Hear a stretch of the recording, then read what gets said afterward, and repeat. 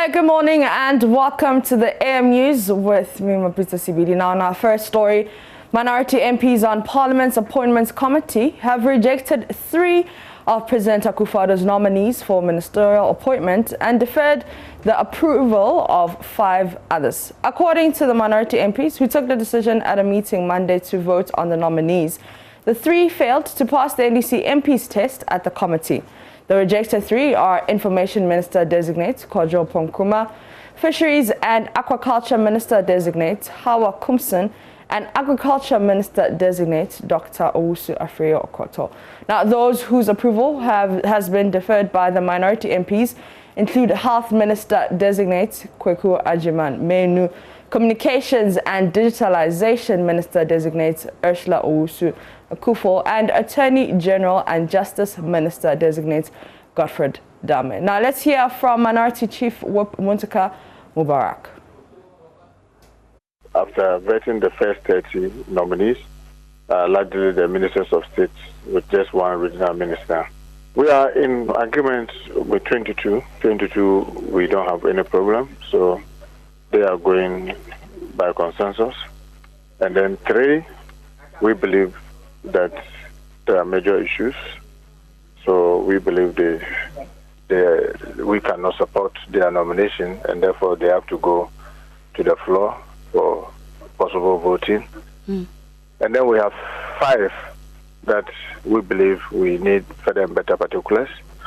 If the further and better particulars are provided adequately, then obviously they will also have issues. But where those further and better particulars are not properly provided, then we may not be able to support their nominations. But what are the major issues you'd say with these 3, for instance, that there should be a consensus, and the other 5? Like I told you, that I'm not going to speak much on this, and I'm sure the report of the committee will be laid tomorrow in Parliament, and most likely be taken Wednesday or Thursday.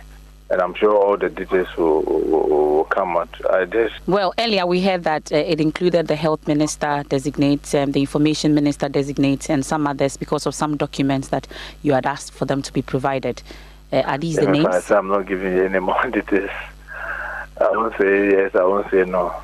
I'm sure when the details are out, you'll get to know who are the 3 who are going to the floor for them to be voted upon, and then you get to know who are the 5 that we expect more from them. Okay, but generally though, what are your thoughts overall? What will be your assessment of the 30 that you've vetted so far? Well, let me say that yes, the vetting this time has been more intense. I mean, thanks to the general public and our teamwork, trying to delve more, and public providing more information. Maybe because this time they believe the nature of the parliament is such that there's possibility of truly holding people accountable. So maybe the public has been more forthcoming with information. It is our only hope that this government, I mean, we don't know what's going to happen with the Supreme Court ruling. The government, if the Supreme Court gives them the go-ahead to continue as a government, will be more responsible. I mean, we will also hold them more accountable. One thing that we keep promising, we will not be reckless, we'll be responsible, we'll act in the best national interest. At all points, we are guided by the national interest, we are guided by our oath, and we will do the very best that we can to continue to make them proud. But obviously, we are not going to be reckless in the things that we have to do. From that, the Ghana Journalists Association, GJA, is demanding the immediate reversal of a statement from the Judicial Service, which ordered media houses to pull down alleged insightful publications against Supreme Court judges. The Judicial Service, through its lawyers, threatened to take on some media houses for allegedly offering their platforms to fuel hate and incendiary communication against Supreme Court justices currently hearing the 2020 election petition. But in a sharp response, the GJA described the statement as an obnoxious directive pregnant with threats to media freedom in Ghana.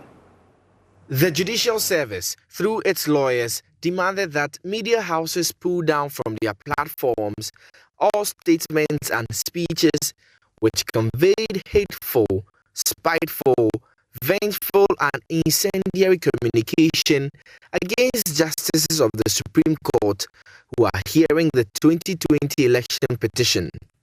It further demanded a prevention of the publication of such statements and speeches, threatening to take action against these media houses.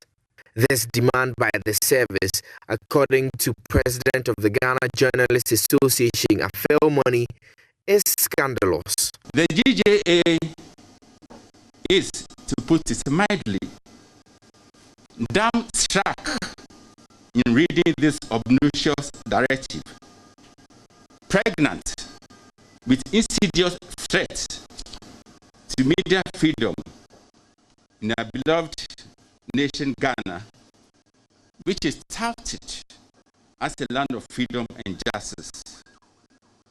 With all due respect, this is scandalous. Also reacting to the statement from the Judicial Service, veteran journalist and managing editor of the Insight newspaper, Kwesi Pratt Jr. said this was an attempt to gag journalists which will be resisted. Law and so on. But they deny us the right to do same to them.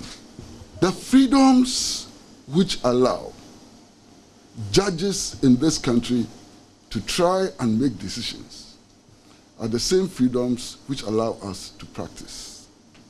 And the subversion of media freedom is a subversion of the freedom of all people. We would not take these threats lying down, and will do our jobs as prescribed by the Constitution and the interest of the people of this country. While resisting the directive from the Judicial Service, Mr. Afel Money charged journalists to continue holding on to professional standards. The GJA urges the media community to be calm in their disposition and decorous in their pronouncement, so that they will not be led into temptation to scandalize the court with unhinged comment or reckless verbal stones, no matter how provocative the statement of the Judicial Service might be. The GJA would like to remind its members that far from acting on the basis of any threats or intimidation to immediately pull down stories from the platforms as requested, the media should rather act in the spirit of the GJA Code of Ethics that says, and I quote, "A journalist corrects inaccuracies and mistakes at the earliest opportunity and offers a chance for a rejoinder and or an apology as appropriate." The GJA is therefore demanding an immediate reversal of the directive from the service, arguing it has a tendency of eroding the democratic gains made by the country. If not reversed immediately, the ill-advised, ill-timed, ill-crafted, ill-issued, ill-served, and ill-consumed statement by the judiciary can provoke a tsunamic backlash, lower the dignity of the court in the eyes of freedom lovers and critical citizens, pollute the media environment, undermine our impressive media rankings globally, and dim the beacon of our democracy. Meanwhile, the Judicial Service insists it has the right to take on media organizations that publish insightful, hateful, and spiteful comments against justices of Ghana's superior courts and turn down the call by the GJA to withdraw the statement calling for the delimitation of such content. Lawyer for the service, Tadia Sori, says the service stands by the letter.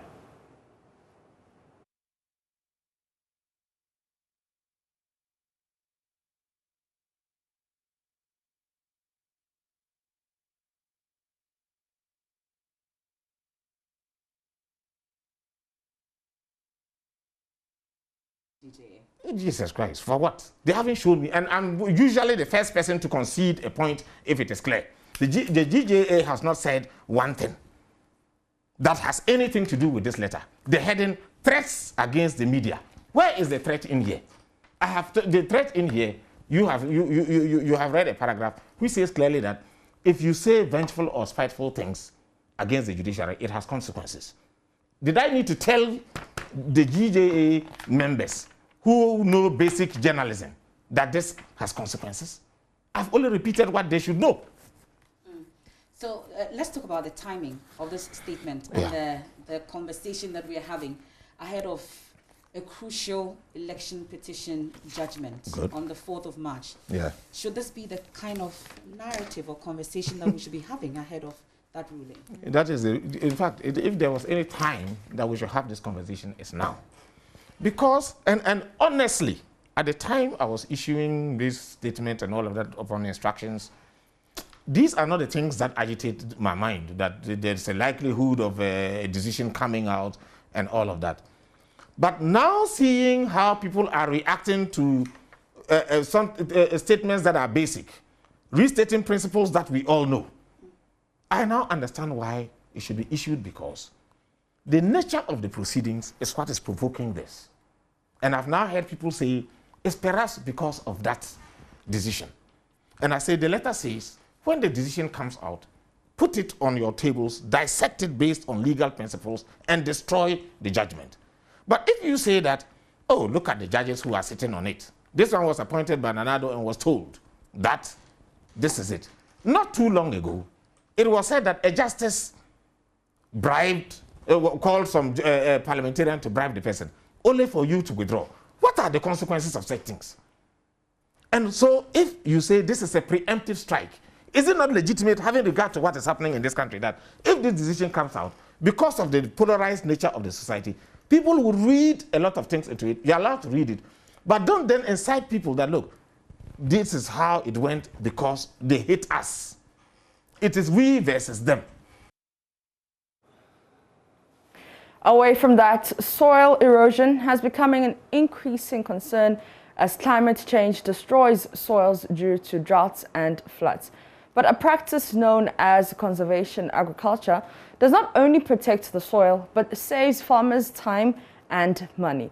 Joy News' Mahmoud Mohammed Nuruddin looks at how the system is implemented and the benefits farmers can reap if adopted. A farmer tills the soil. The age-old practice to till the soil is a means of preparing the seed beds, releasing nutrients to crops, and controlling weeds. But tillage poses a greater risk of erosion with potentially disastrous consequences. The loss of topsoil destroys farmlands and causes environmental pollution. Global soil degradation issues are compounded by climate change. Frequent extreme weather events have an increased impact on land degradation. Because of the rapid release of greenhouse gases, soil degradation is responsible for climate change.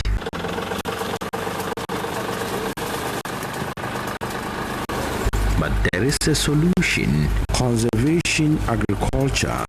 And over the years, we have seen that there's been a lot of climate impact on agriculture.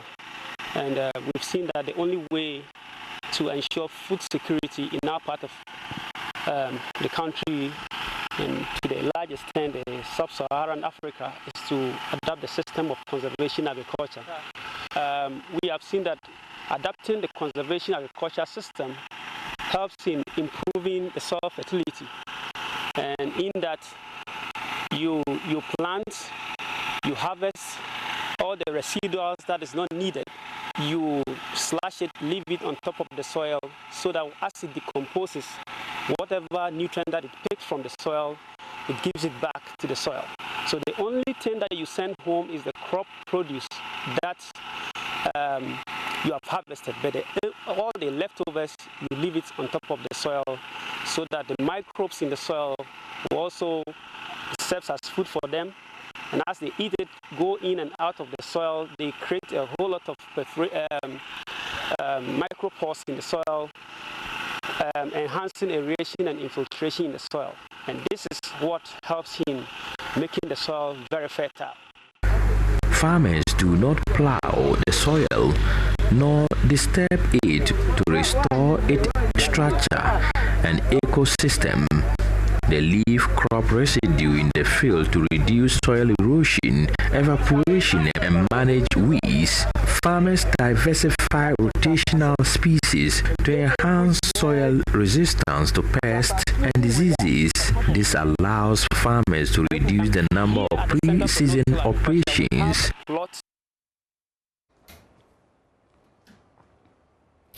Now, some 100 committed youth in the Mafi-Lokokofe enclave in the central Tongu district of the Volta region would benefit from a livelihood empowerment program instituted by the Ryan Foundation. The program would ensure the beneficiaries participate in skill development training to enhance their livelihoods to catalyze human and physical development in their area. Fred Kwamesari has more.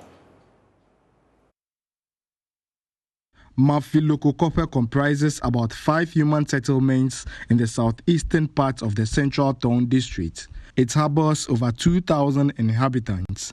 Gari production is the main occupation for residents in these deprived settlements. However, the youth believe that acquiring a skill coupled with the needed support would contribute to enhance their livelihoods. Have no employable skills, hence are idling about in the community. We have nobody to support them. I trained in sewing, but because I have nobody to help me establish a shop, I am still in the village.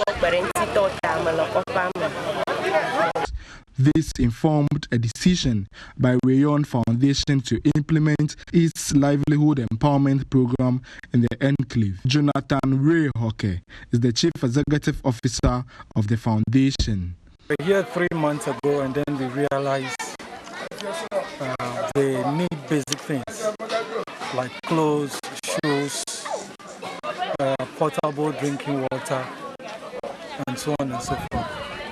So Rayon Foundation, one of our core mandates is to support deprived communities such as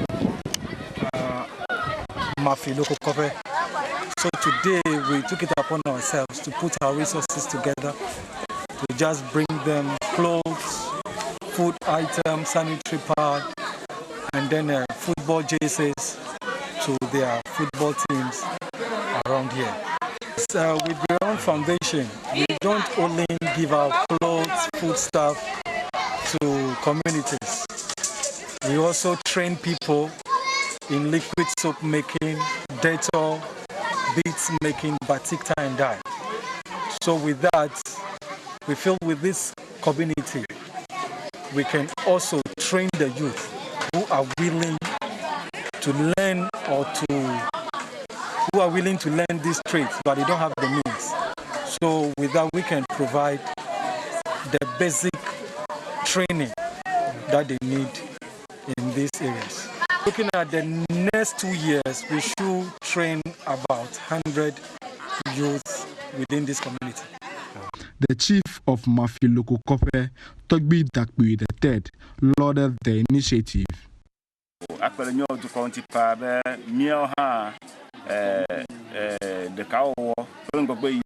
This initiative by Rayon Foundation will contribute to the eradicating of social vices in the communities. It will as well bring development.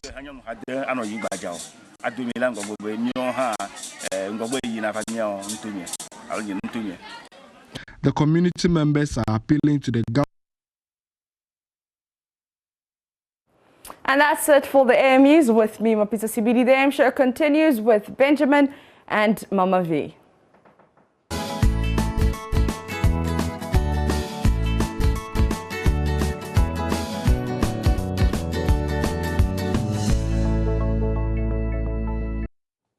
Oh, thank you very much for joining us this Tuesday morning for the news review. Beautiful morning, eh? Thank you for your company. And we're digging into the papers and we'll bring you some stories from online as well. Hello. I nearly called you on air with a little pet name, if you like, and I just realized, oh no, it's not. Oh, I've been calling you that, but you just don't want everybody else to hear. It's between. I hear you. It's not. This is private property.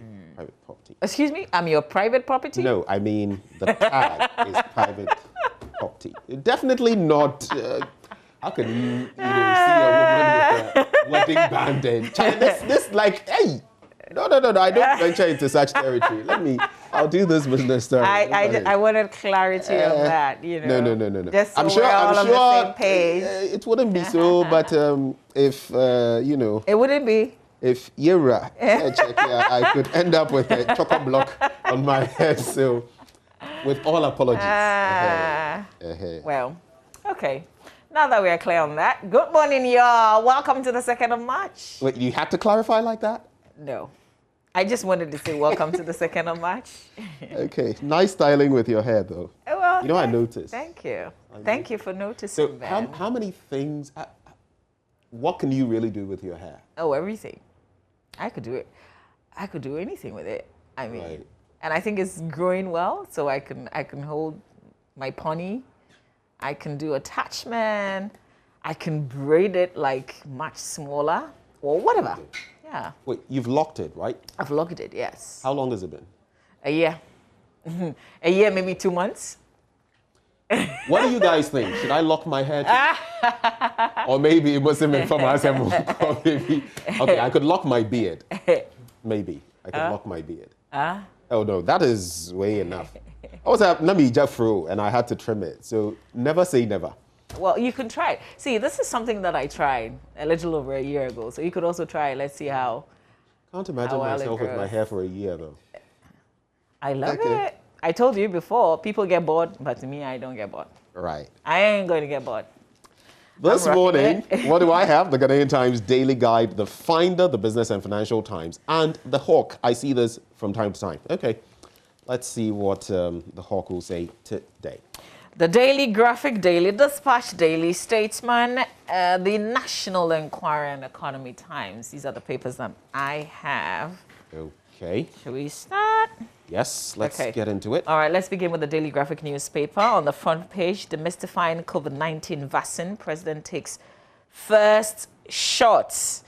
Still on COVID-19, 357 centers designated in Greater Accra. This is the day that the Lord has made. This is the day that some, I want to say, specialized persons will be taking the COVID-19 jab. If you're one of those, you want to look out for where your center is. It's the Daily Graphic has published the various centers in today's edition. Also, GJA condemns judicial service threats. There's Afel Moni, the president of the Ghana Journalists Association, who addressed the press conference yesterday. There were also other, journalists, prominent journalists, who also had a few words to share at the press conference yesterday. We'll come back and discuss this. We see the lawyer for the Judicial Service, who's also been reacting to that press conference. Charlie, I didn't backfire, you know? Well, you listened to him with MFR yesterday. I did, and the subsequent one that we played on the news. Listen, okay, I told you we'll come back, so let's just do the headlines. We'll come back and discuss this matter a bit further. In the center spread, African Shippers Councils seek partnership with AFTA Secretariat. FDA declares 2021 year of winning public confidence. India to support Ghana with 50,000 COVID-19 vaccines. On the back page, road construction in Gasalt starts this month. Okay. All right, Ben, I think that'll be it really for the headlines that I've picked in the Daily Graphic. All right, let's move on to the Ghanaian Times newspaper. And if we can get a shot of the Ghanaian Times, the front page, I'd like you to take, just a look at it. Now look at the looks on the faces of all of them, the president, the vice, the first lady, the second lady, and interesting reactions from yesterday. Oh, yeah. Look at Rebecca Akufo-Addo. I mean, we're not trying to, impugn anybody's, but you can tell now. Is the reality of the show. No, yeah. And I think a lot of us can relate. I can't keep my eyes open while I receive an injection. Yesterday, I was watching it. So they must be closed. Live. Yeah. I close it. Yeah, I shut it. Whether they are withdrawing blood or whatever, I just close my eyes. Yes. Wait, have you ever donated blood? Do you shut it all through that as No, well? I haven't, because I'm usually on low on blood, okay. so I'm So not you one don't- of you don't those even that do- can easily right. donate blood. Right. Yes, so yeah. But the few times that I even when I took my children to the weigh-in, I will never look at it. I will close my eyes, like I'm feeling the pain for my child. Okay. So yeah, yesterday I was watching her, and it was like me. So she went there with eyes open, and then she shut the eyes at some I mean, point. if I didn't You know, know, we've zoomed a bit. Look at the look on the First Lady's face. She's just like, get over with this already and leave me alone. You know, and the Second Lady as well, you know, she was pretty, you know, she was agonizing over the process, you know, looking at it. You could tell, Charlie. Yeah, but they braved it. Listen, Yeah. and I think this is what it says. If they can do it, I So can can do we. it too. Yeah, So that's can what we. it is, and it's just the reality of the situation. Yeah. Most of us don't like injections. I told you, my son said, I'm not one though. give me something else to drink. Like, I want to take the vaccine, but I don't want it in an injection form. Unfortunately, this is not like, is it polio? The one they drop for Yeah, your tongue? that's when you have to. And I saw Maxwell Agbagba also post. He said if they can put it, I guess if it was in the form of a tablet, they could put it in some banku or something for him. He could easily swallow that, or even chew it and eat banku or something. But no, this is not one of those. This is how it is. The president Gudai, you know, when it was his turn, he looked away. They gave him Gudai, and finally he came back. But I realized that they had to sit for some 10 minutes, according to the announcer. That was for monitoring. After which, it would be good to hear from them the day after, though, what the feeling has been, is like. whether there was some kind of reaction overnight or, you know, that kind of. Yeah.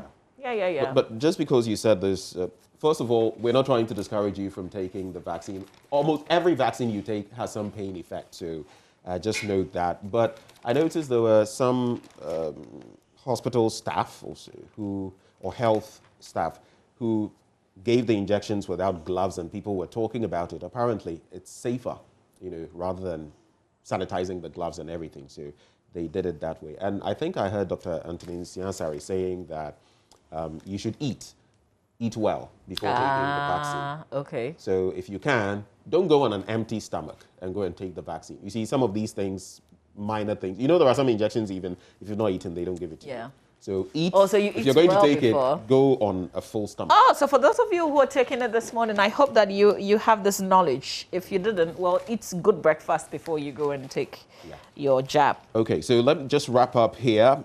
Judicial Service threats against media, illogical, scandalous, and ill. Yesterday I felt the ill line, and I think when you cheat that, you're sorry. And all the ill, what? Anyway, so that is in there. GIS arrests 151 foreigners for illegal entry into Ghana. All you need to know about COVID-19 immunization. When I come back to this paper, I'll be delving into the story of the JHS student arrested in connection with assault on a teacher. There's a mass COVAX vaccination rollout in Africa. That's on page 5. And Zimbabwe VIP resigns amid voice cloning sex scandal. This one on page 9, protecting the gift of nature. Let's say no to gays and homosexuals. The debate is still on. On the back page, Ghana exacts revenge, beats Gambia for AFCON Under-20 final. We're in the finals. Hooray. I told you, those boys are my black stars. I say. All the other ones, we give them lots of money, and then what did they bring us? They hit the bar in the semi-final. Let's do the Daily Dispatch of the World Cup. You be careful. And break our hearts. Daily Dispatch newspaper on the front page. Finals, Parliament approves 22 ministers, 8 on hold. I want Efutu to be the gateway to Central Region. That's Afonyo Makin, who wants Winneba to be the gateway to the Central Region. You had a point, but threat to media, unnecessary. That's according to Benefsin. You see? And he makes the point. That's what we've been saying. You had a point, but... and to think that it was actually one online portal that had done something that goes according to the judicial service. And we were copied. And they had to give us a blanket letter. How many pages of it? And it got everybody talking. And now we know it was just one online portal that had done something. I guess for the others, the thinking was it should serve as a deterrent, a warning ahead of time. Well, some people disagree, honestly.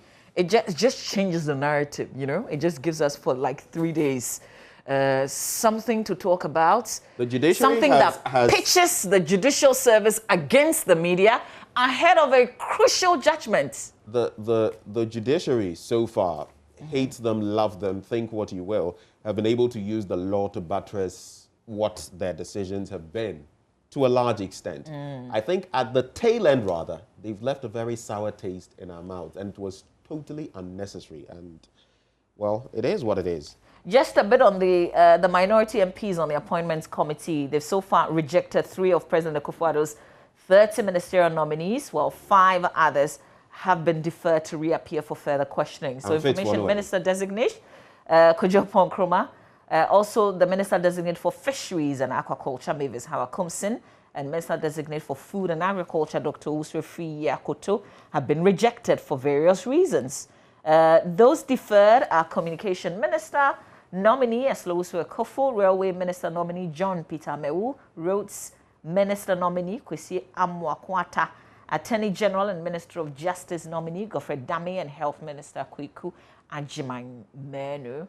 Made up of a total of 26 members, 13 each from the NDC and the NPP caucus. The committee began the constitutionally mandated vetting process on February 10 and are expected to finish on March 9. That's the latest on this issue.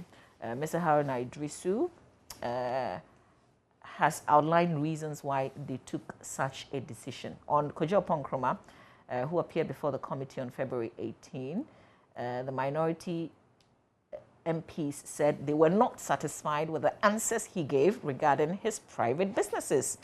Also, let's see. Overall, the NDC MPs accused Mr. Nkrumah of being untruthful with his answers during his vetting. Okay, let's see. Other persons. Food and Agriculture. Efri Yakoto. He's accused of unilaterally cancelling a horticulture contract with the Ghana Ports and Harbours Authority on January 11, 2021 without authority. And then if I go further, on Esla Owusu Ekofo, the reason for the deferment is because she oversaw the discriminatory closure of some radio stations. Okay, so there's more to it when you get onto my Joy Online. I think we need more even parliaments moving into the future. I feel they would do us a lot of good. For how long have we not felt that these matters have been rubber stamp issues where once you are nominated, it's green means go? Well, I feel it's becoming more, not confrontational, but more of a discussion, more of what you can do and proving your mettle before the panel. And let's see what happens. At least some people have a second opportunity. They have to reappear.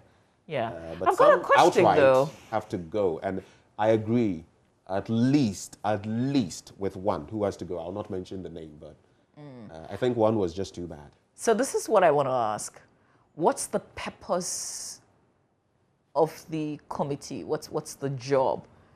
It sounds like they're holding these persons accountable, which is good, but is that the purpose for the committee? And are we saying that Parliament can't do a job of letting ministers be accountable unless they are, or we are fortunate and they get reappointed and they come to the committee? I don't quite get you. Is it to say that, because we do know that those who are coming back or returning to certain portfolios, like Kojo Nkrumah, deputy, substantive minister, now returning to the ministry, there are certain things you can put to the person. For someone like Hawakumsin, she is now getting into that ministry. So, but let's not forget that on the floor of Parliament, there are mechanisms in place to haul ministers before them to account. And we've seen that time and again. We've seen Ursula Owusu-Ekufo have to go through that. We've seen the finance minister have to go through that. I'm just saying that, and these are just, you know, issues that I'm raising just for all of us to think about.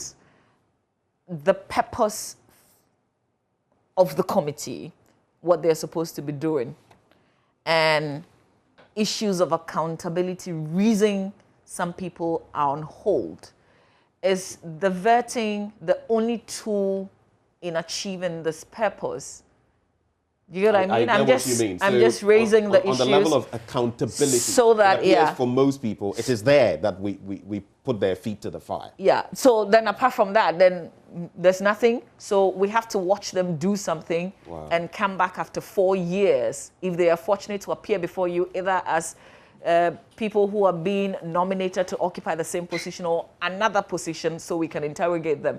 If this is the only way of doing this, then I don't think it's good enough. Well, I guess they have that other bit to appoint or, if you like, disappoint. Okay. So let's see how that goes. But it's good that, you know, after so many years, we're able to do this. But we just hope that is not an NDC, NPP thing. And again, if you look at the reasons, this is one-sided. We're one-sided again. The majority on the team disagrees with the minorities. It will take some time for us to be able to share the thinking of, because like I'm saying, at least for one of those ministers designate, I think there should have been a consensus with the fact that that person was simply not cut out for the role. The final newspaper, so NLA staff in demo against Director General for not paying 10 million Ghana cedi wins other issues. This has been in the news for a while. Judiciary not immune to criticism. And the WHO salutes President Akufo-Addo for taking COVID-19 jab. You know, is it the Secretary General? The Director General of the World Health Organization has lauded the president for showing leadership by taking a jab of the coronavirus vaccine. We saw a post from him yesterday. Nudity, get foolish, get 25 years in jail. That's a piece by our very own Samson Ladi. By the way, if you've forgotten, the reigning GIJ journalist of the year. GJA, you mean? GJA. Hey, I'm GIJ for GJA. Right. Let's do the Daily Statesman newspaper on the front page. Taking COVID-19 vaccine is for our collective interest. That's according to Vice President Dr. Baumia. Give me a vaccine already. We want a vaccine. Yeah, as for you, Ben, you should have gone in this, right? You should have been part of this 600,000. We're in the second batch, right? You know, now they've put together, there are 4 groupings. Yes. I think we're in the second group. But there are some journalists who are taking it. Oh, yes. Yeah, because I saw the GJA statement. How did they go I about don't know, that? but I think that they've got a list. I just know that my name is not on that list. So all the talk they do on there, they don't consider me. You should have lobbied at the right place. Well, maybe they have they have enough of your kind. We want to vaccinate everybody. President declares as he takes COVID-19 jab with wife. Journalists, judges lock horns over election petition reportage. That's it for the Daily Statesman newspaper. You see how many days to the D-Day, and then this is it. Journalists against judicial service. This is what they wanted. Is this the conversation they wanted ahead of the judgment? Should ask them. The Daily Guide very quickly. I'll not take the other stories that we've already delved into. Song assault revived. Funny face remains in psychiatric hospital. You know, he's been told to... He didn't go to Adebayo's party. Been told to do more time. And then House of Chiefs frowns on LGBTQI. You know, yesterday when I was interacting with Dr. Onwana Ofori, he made mention of the fact that the chiefs are totally against any flying of a flag, like has been threatened by, maybe not threatened, by Joe Biden, and that all American establishments, including, that means the embassy here, would be flying the flag. And they have said that that will desecrate the country and that they don't want that to happen. But it's interesting because on the international front, you know that every embassy or high commission is like an extension of that country, in your country. Yes, yes. So I'm just wondering, should that happen? But by the way, you must also take note of the cultural, political, social occurrence in a country.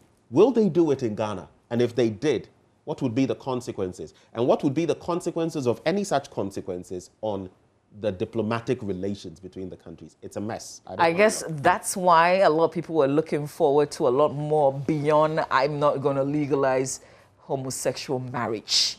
You see? Same-sex marriage. There's a lot more to it. We needed a lot more. But we're still a sovereign state. And the fact that your embassy is like your country in a way does not mean that you can come and do anything on our soil. But we've got to tell them. You know, we have to let them know. And appropriate people must do that. You get what I mean? Yeah. The National Enquirer newspaper, next, front page. Trouble brews at NLA as staff demand immediate dismissal of MD. They went on strike, but we know that the NLA, no, not the NLA, the NMC has asked them to go back to work immediately. Did Mr. Bawumia say this? COVID-19 vaccination was painful. I faked the smile. Really? Well, it's a quote, and it says Bawumia confesses, and they put it in quote, and that's what's on the front page. Yeah, the other one. Yeah, but I mean, that's for painful. Yeah.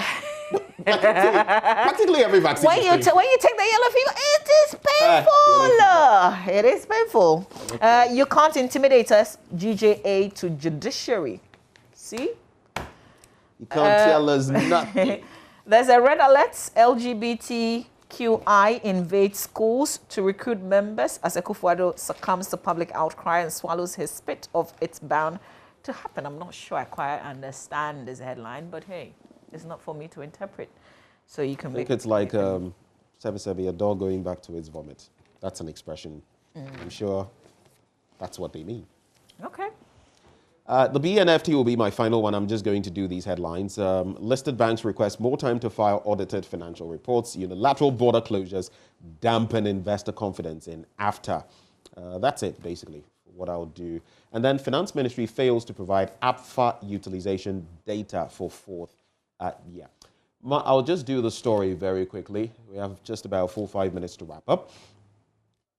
JHS student arrested in connection with assault on teacher. That's on page 3 of the Ghanaian Times newspaper. And it says the 16-year-old student of Nungwa Kroma 2 Junior High School, who allegedly led thugs to assault his teacher, has been arrested by the police. Now, the suspect, name withheld, has since been released on bail to assist in investigations. Deputy Superintendent of Police, Efiatenge, the Accra Regional Police Command Public Relations Officer, disclosed this to the Ghanaian Times in Accra yesterday. She said the student would be treated according to, and I was asking because of his age, juvenile procedures, adding that he has been released on bail to help police arrest the rest of his accomplices. And I hear there are so many of them, about 17 or so of them, who joined this student to go and sow the seed of mayhem. Well, they'll soon learn that there's something called the law, and its long arms can reach you.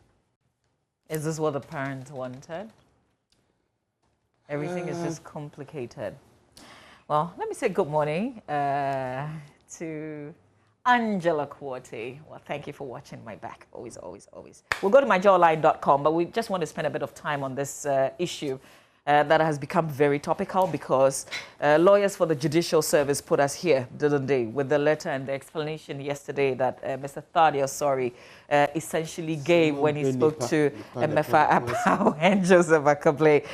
So apparently, the long letter issued through the lawyers for the Judicial Service was first of all directed at one online portal, Ghana Web, but the rest of us, it's like a warning. Listen, I thought that we've done a fantastic job, and the fact that people have not been called and they have not been in contempt, as in scandalizing the court in this particular 2020 election petition, we should have been congratulated. That's how, you pat the person's back and says that you've done a fantastic job so far. Continue to do the good job. And to the few ones who allow certain things to slip, we're telling you that watch what you're doing because you could be hurting us. But the manner in which this has come, the form and the justification, even after that press conference yesterday by the GJA, I mean, everything is still legal. But I tell you what, journalists cannot write a long letter and give it to lawyers and tell them how to do their work. Look, I'm sorry, especially when you're nobody is a sacred wrong. cow in this country. Not the president, not the vice, not the council of state, not any of the arms of government. Nobody is a sacred cow. I feel, yes, it's justified. You shouldn't just say whatever you like. We've had instances in this country with Kufuor, with Mills, where people have said whatever they felt like, and sometimes there was backlash. But I feel this reaction or this, it just leaves a sour taste. And I have nothing against the judiciary, but respect for them. But this time, I don't know. I will just reiterate something that H. Kwesi Prempeh said on Newsfile on Saturday. Don't be temperamental. Don't give people the impression that you are affected by their opinions, by people's opinions, because we know that that's not what happens. But don't give people the impression that that's, and that the sort of jab some of us take on social media. that's essentially get it. What will scandalize the courts and not people's opinions. I am scandalized by some of the comments that sometimes people put on my page. But I don't make too much of a fuss. And not so many people read opinions. Forget about the headlines.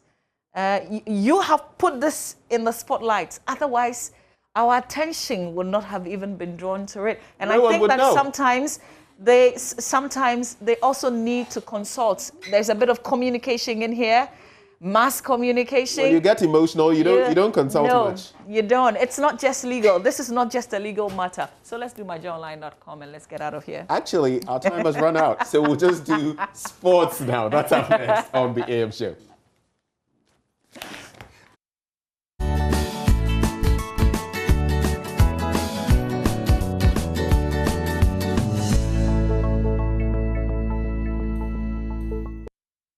Hello, good morning and welcome to the AM Sports with me, Oreku Wampafo. I'm sure you're still smiling from yesterday's victory that had to do with the Black Satellites as they reached the final of the 2021 Africa Under-20 Cup of Nations scheduled for Saturday. Now, the national Under-20 team defeated the Gambia 1-0 in the semi-final courtesy a Precious Boa first-half free kick.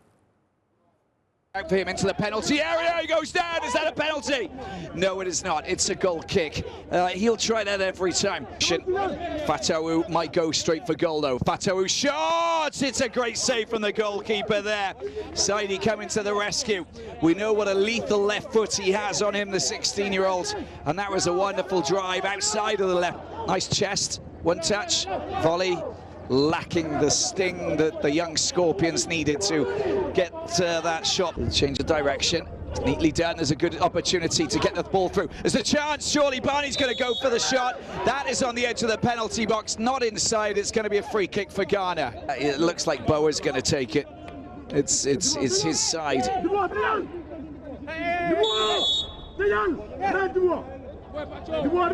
You just never know with these two. Boa, I think. It's Boa. Boa goes for goal. Boa! There's your goal. Ghana are taking a lead. Well, they're the giants of this under-20 category. A sumptuously taken free kick. The goalkeeper side, he gets his hand to it, but just look at the power behind it. He absolutely smashed it in, didn't he? There's the ball. Passed out wide. There's a chance for Jallo. Minutes into the second half, taken quickly. The ball was rolling there. Drama shot! Well, it was a bit tame, wasn't it? Just thought. Now, what about this one? That was inside. Fana going down. As well. This is Jallo. It's his effort directly at the. Waits for the cavalry to arrive. Lashed into the penalty area. There's a chance for Fofana. It's a beautiful effort. The area. Al Hassan. Gambia looking to try and get themselves one last chance. And that's going to be a goal kick. It was kicked back up against Jawara, and it will be. There's the final whistle. Ghana have done it. It doesn't matter now. Well, the Black Satellites would be in the final and they'll be playing against Uganda. But let's now hear from head coach Abdul Karim Zito, who has been reacting to that victory, saying that the strategy was to avoid a second defeat against the Gambia. Coaching is putting your thinking into action. That is what coaching is about. Now, I studied them, I showed them, I revisited the match they played against us. Then I saw that we gave them enough space to operate. because they are full of techniques. The boys, the 14, 20, 10, 8, 12. Very, very with the ball when you give them space. So we try something called tracking and getting free. Track them, get free and play. So we deny them the space for them to maneuver. You understand? But you can't deny it the whole 90 minutes. But where it matters, we're able to do. So today you see we're running more and chasing them more. So that is what I saw, and then we plan against that. Because as a matter of fact, when you are coaching African team, our mentality is not like the Europeans. Because they won, they felt they can win. Because we lose, we want to win again. You understand me? Yeah. So you see, tactically or psychologically, the attitude was different. And we were more determined to win than them. Even though they are here to win. But because of the previous result, we didn't want them to slap me twice. You understand me? So we came in to track them and then stop them from playing. Also, Saturday would be the blockbuster as the Black Satellites try to get number 4 in terms of the Under-20 Africa Cup of Nations. And Uganda tried to make history, winning it on their first attempt. But let's now come back to Ghana, where Hartefolk have unveiled new coach Samuel Boadu. Board Chairman Togbe Afede says he will be given the room to work with minimal interference. We are introducing our coach and our new player, okay? A technical head, such an important member of the staff, if not one of the most important, really. In most clubs abroad, you hardly know who the MD is, who the chairman is, but the manager or the head coach is well known, which means that invariably, he's the most important personality. And in all these clubs abroad, the technical head earns more money than the chairman, than the managing director. So we take this occasion very seriously. And that is why I'm here. That's why my colleague board members are here. It is no indication whatsoever of how much involved we shall be in the management of Accra Hartefolk.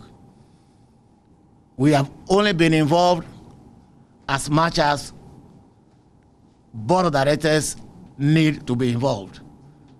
And that, I can assure you, would be the case going forward. We shall perform our board duties in the interest of the club, in the interest of its shareholders, and the interest of all other stakeholders.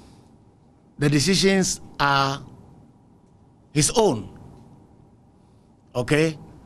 We have agreed that technical matters will be his responsibility.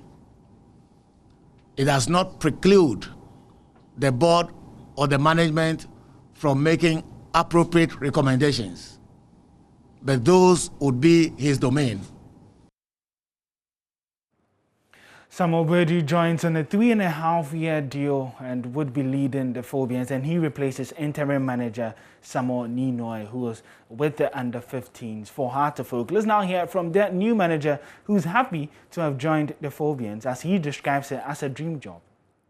I would like to use this opportunity to thank the president and the board of Hartefolk to let me be part of this beautiful family. I would like to say, may God bless them, because I was looking for this opportunity for quite long. And this is the time for me to be part of Phobia family. And I'm so proud of myself to be a head coach of Phobia. And what I would like to say, I'll bring out my best. I'll bring my heart out to work extra for the Hartefolk. Thank you very much. Sounds like a man who is very appreciative of the fact that he's finally landed his dream job. But his first task or immediate task would be against the West African Academy. That's WAFA, who would be coming to Accra to face Hartefolk this weekend. We'll see how Samuel will do first in that match and then subsequently throughout the rest of the season as well. Hartefolk are 4 points behind Karela, who topped the Ghana Premier League table. But let's do some more stories here where the Youth and Sports Minister designate Mustafa Yusuf says he is committed to extending infrastructural development to all parts of the country. He promised not to be politically motivated with his decisions. Some major regions, notably the Upper East, Upper West and Volta regions, lack stadia for the organization and development of football in these regions. Minister-designate for Youth and Sports, Mustafa Yusuf, says he is committed to ensuring the development of sporting infrastructure across the country. I'm aware, for instance, we've started a youth resource center there, and it comes with a standard football pitch, 8-lane track, an ICT lab, and also a business center. So most of the regions, work have already started. And while as well, I'm aware, there is also a youth resource center currently ongoing. In Upper East, it's not in Boga, but it's in Navrongo. So there's also a youth resource center which comes with a FIFA standard pitch, and also 8-lane track, an ICT lab, a business center, a volleyball and basketball court. So given the opportunity, I'll see to its completion so that for those regions to have those facilities. As we speak, the Ministry of Zongo Development has constructed almost 15 astroturfs. 5 of them have been completed. And given the opportunity, GMPC Foundation is also doing some. Given the opportunity, I will liaise with other agencies and also corporate Ghana to see to it that if we have to revive the inter-school and inter-community sports festivals, then we will need facilities to be able to do so. Last year, former Minister for Youth and Sports, Nielante van der Poel, accused the ruling government of constructing sports facilities across areas alleged to be the strongholds of the New Patriotic Party. The SEMA has used to go and build a park at Echumamponia. Should have been used to develop the pitch at the Kumasi Sports Stadium, so that the Kotoko players will have a better pitch to play on. So they will avoid injuries. It will also make the match interesting. The cameras will pick very good matches. The players will play beautiful football, and it will attract more sponsors and attract more fans. So why do you use money to go and build a field at Echumamponia, at Wale Wale, because of the vice president? The money you used to go and develop a field at Kibi, that money should have been used to develop where Dreams are playing, or the Kofodia Sports Stadium. They are not being pragmatic. What they are doing is political development. They are not doing national development.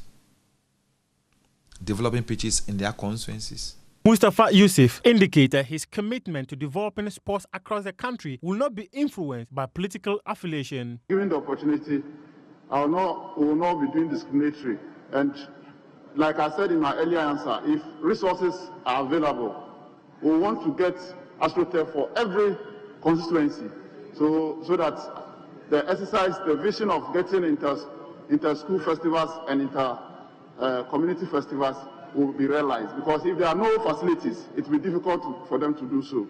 So you are encouraged if you do become minister. Mustafa Yusuf appeared before the Parliamentary Ministerial Vetting Committee and is expected to replace Isaac Isiama, who headed the ministry for the last 4 years.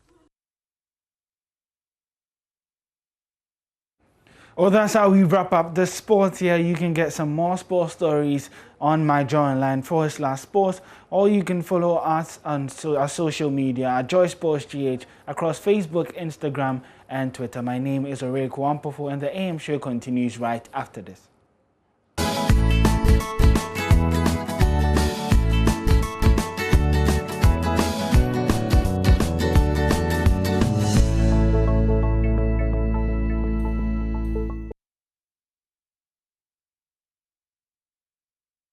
Welcome back on the AM show. Thank you for staying with us. Greatly appreciated your time here. Now, coming up on the show from now till later on, we're going to be talking the appointment of ministers. Some 22 have been given the green light, but we have 8 of them who are in a bit of a tricky situation. And I'm talking about some 3 nominees who have been rejected by the appointments committee, but there are 5 of them who have to reappear to make a case, so to speak. Joining us for that discussion will be Dr. Rashid Draman, Executive Director, Africa Center for Parliamentary Affairs, and our own parliamentary correspondent, Joseph Opoku Gakpo. But don't you forget, coming up later on the show, we are also going to bring you the free SHS placement. Mama Vioso Abwaji will be bringing us up to speed on that. She's going to be there live as we walk through the process. Over 150,000 of these students not getting their placement. We try to remedy that situation. And on the last leg of the show, before Showbiz, we bring you that hotline documentary, The Gay Next Door. It's one that we're going to be delving into. Prince Appiah there with that documentary. So more to look forward to this morning on the show. But coming up right now, it is our discussion, the Appointments Committee of Parliament and the way forward. Doc, a very good morning to you, Dr. Rashid Draman. Thank you very much for joining us. Good morning. It's a pleasure having you.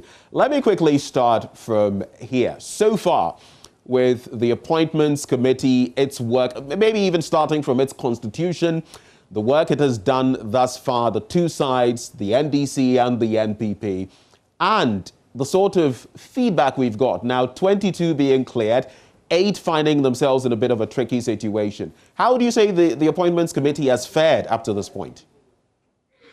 Well, fairly well. We've seen some significant improvements, if you like, in terms of the line of questioning and in terms of the members probing the various ministers designate that came before them.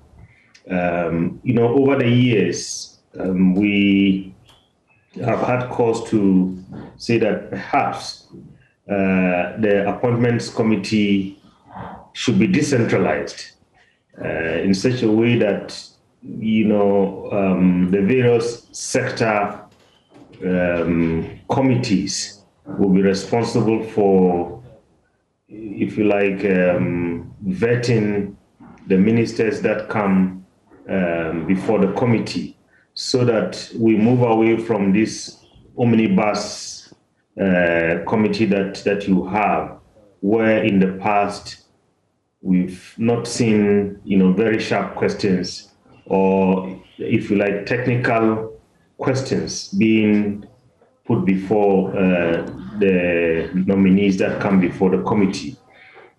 Now, this time around, I think we've seen some significant improvement, perhaps maybe because of the times that we live in. But I still believe that a way must be found to make sure that, we have people who look after various sectors get involved one way or the other when appointees show up before the committee. Because, if I'm a member of the health committee, I'll be, very apprised of happenings in the sector. I would have been following the developments in the sector over some period of time, and I would know maybe the issues that are coming up in the sector to the extent that I will be able to pose right questions much better than someone who doesn't belong to the health committee. So that is the point, that we see this happening in many jurisdictions. I mean, you go to the US, for instance, this appointment process is decentralized, and so many other places. So we've seen some improvements, though. I mean, I must say, and like I said earlier, perhaps it might be because of the times that that we are living in. I mean, everyone is alert. I mean, both sides are alert because the stakes are quite high this time around in the 8th Parliament. Right. Now, just because you touch on these right questions, so to speak, and we have seen quite a lot this time around with a very evenly split appointments committee. Would you say so far, if maybe I had to push you to give us something on the scale of 1 to 10, what would it be, a figure representative of the quality of questions we have had posed so far at these vetting sessions? How do you rate them? Well, I mean, I would say perhaps, I will avoid, assigning numbers, but I would say the committee has done fairly well, even though not without some drama, as we have seen over the years. I mean, particularly not drama in terms of the nominees that show up before the committee, but drama in terms of the tensions that we see between the two sides, particularly some members of the opposition NDC and the chair of the committee. I mean, I remember in the last parliament, we saw instances where, for instance, some NDC members had, cause to complain that the chairperson, the Right Honourable Deputy Speaker, First Deputy Speaker of Parliament then, and now again First Deputy Speaker, was not fair to them in terms of giving them the opportunities to perhaps ask all the kind of full range of questions that they have. This time around, we saw that play out again. I mean, particularly in the case of Honourable Okujetua Blakwa and the Right Honourable Deputy Speaker of Parliament. But on the whole, I would say this appointments committee has been much better than the previous ones that we have seen. Perhaps they are learning from their mistakes. And I mean, most of the members that are on this committee were also in the previous committee. Could it also, Doc, be on account of the fact that there's a very evenly split vetting or appointments committee? Could it be? Well, it could be, but I think more than being evenly split, I think is the issue of the stakes that are quite high. I mean, the issue of the stakes that are quite high this time around, and also I have seen a lot of constituents putting pressure on members of the committee to, if you like, think or vote in a certain way. What we are seeing here this time around, and then also, of course, I mean, I don't know whether you followed that, I mean, the statement that came out of the neck of the NDC, the party getting involved in this. I mean, perhaps this is the first time that I have seen something like this. So we are seeing a situation where, the MPs are, rather than being perhaps people who have, an independent kind of status to make decisions on behalf of the people that they represent. Rather, we are seeing them more of, being considered as delegates, and the people who send them to Parliament, that is the party and the constituents, are now dictating, the way they should think and behave on the committee. Well, that's a discussion we would get into in the course of this, interaction that we're having, and maybe delve into certain matters for us to take a closer look at them. But I just want us to, get through this bit about the requirements, basically, for passing some of these nominees, or all of them, I should say, who are brought before the Appointments Committee. The reason I bring it up, ordinary folk would be wondering, What are the processes? And is it very discretionary for some parties to decide that, okay, we're not going to vote for this person because of maybe substantive matters or maybe very partisan issues? What are the real requirements for these nominees in terms of passing? Well, I think the reason why, people are vetted, is, if you take the concept of accountability, is two-way. You have to demonstrate that, you are somebody who can be trusted with the mandate, resources, the power that comes with the office, and so on. And in return, you get the people's confidence, to go and discharge, the mandate that has been given to you. So technically, I think, when you reduce all these process that we see at the Appointments Committee, that is what it comes down to. Having said that, that's a political arena. And so this cannot be done devoid of some politics. But, if you go back to the main reason why, this process, is taking place in the first place, I think it should be, everything must be based on, substance, if you like. Not issues of, this person is arrogant, or this person has done something, somewhere that is unrelated to the issues on the table. And because of that, we are going to take a position or a stand that that goes contrary to what the rules of the House say.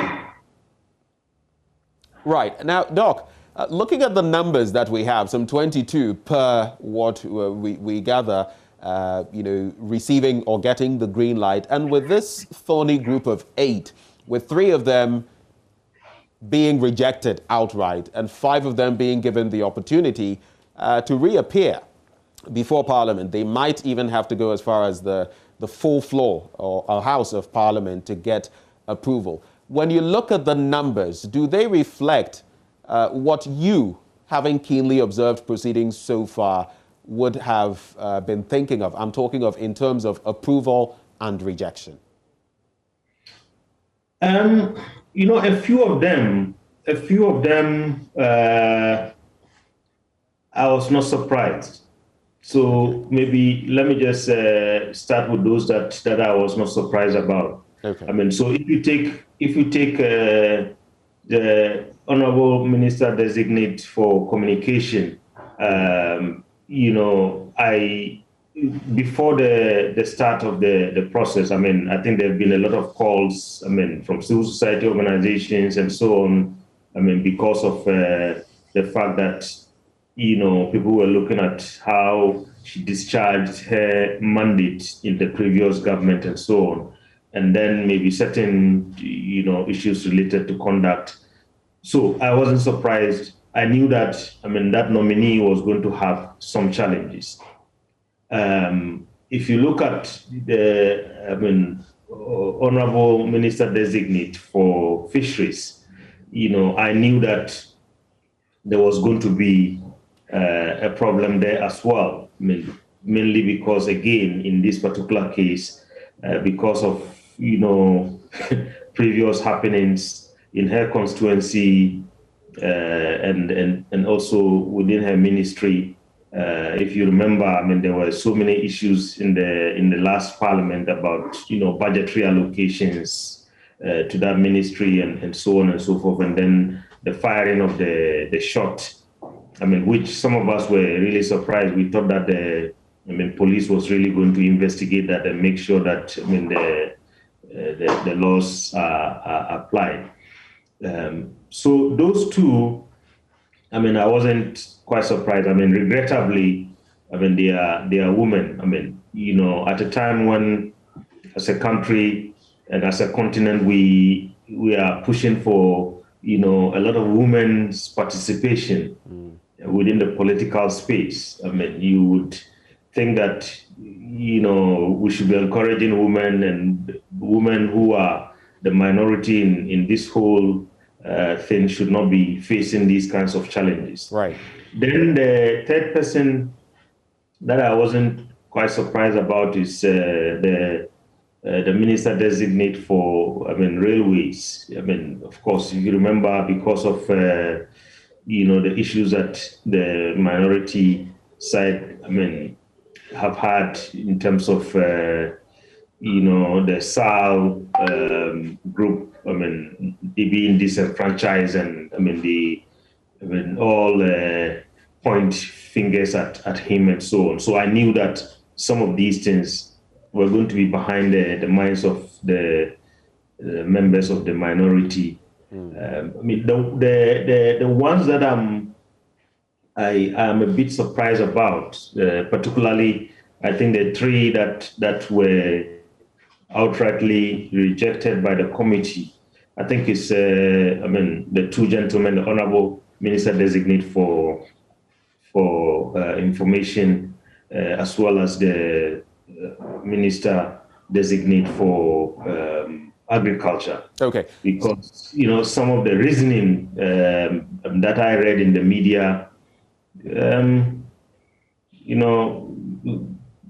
are issues that I think we need to ask some questions about. Okay, so we'll get into some of the reasoning and find out whether they are tangible enough for the minority to have gone down this road, or whether it's just vindictiveness at play, even as far as the Appointments Committee is concerned. But I just wanted to ask you this question. In speaking about Mavis Hawakumsin, the Minister Designate for Fisheries and Aquaculture, you made mention of the shooting incident. You also made mention of certain concerns in the ministry as she had, been at the in charge of in the first, reign of the NPP. But how do you find her performance proper at the Appointments Committee? You didn't mention that. How would you rate her performance?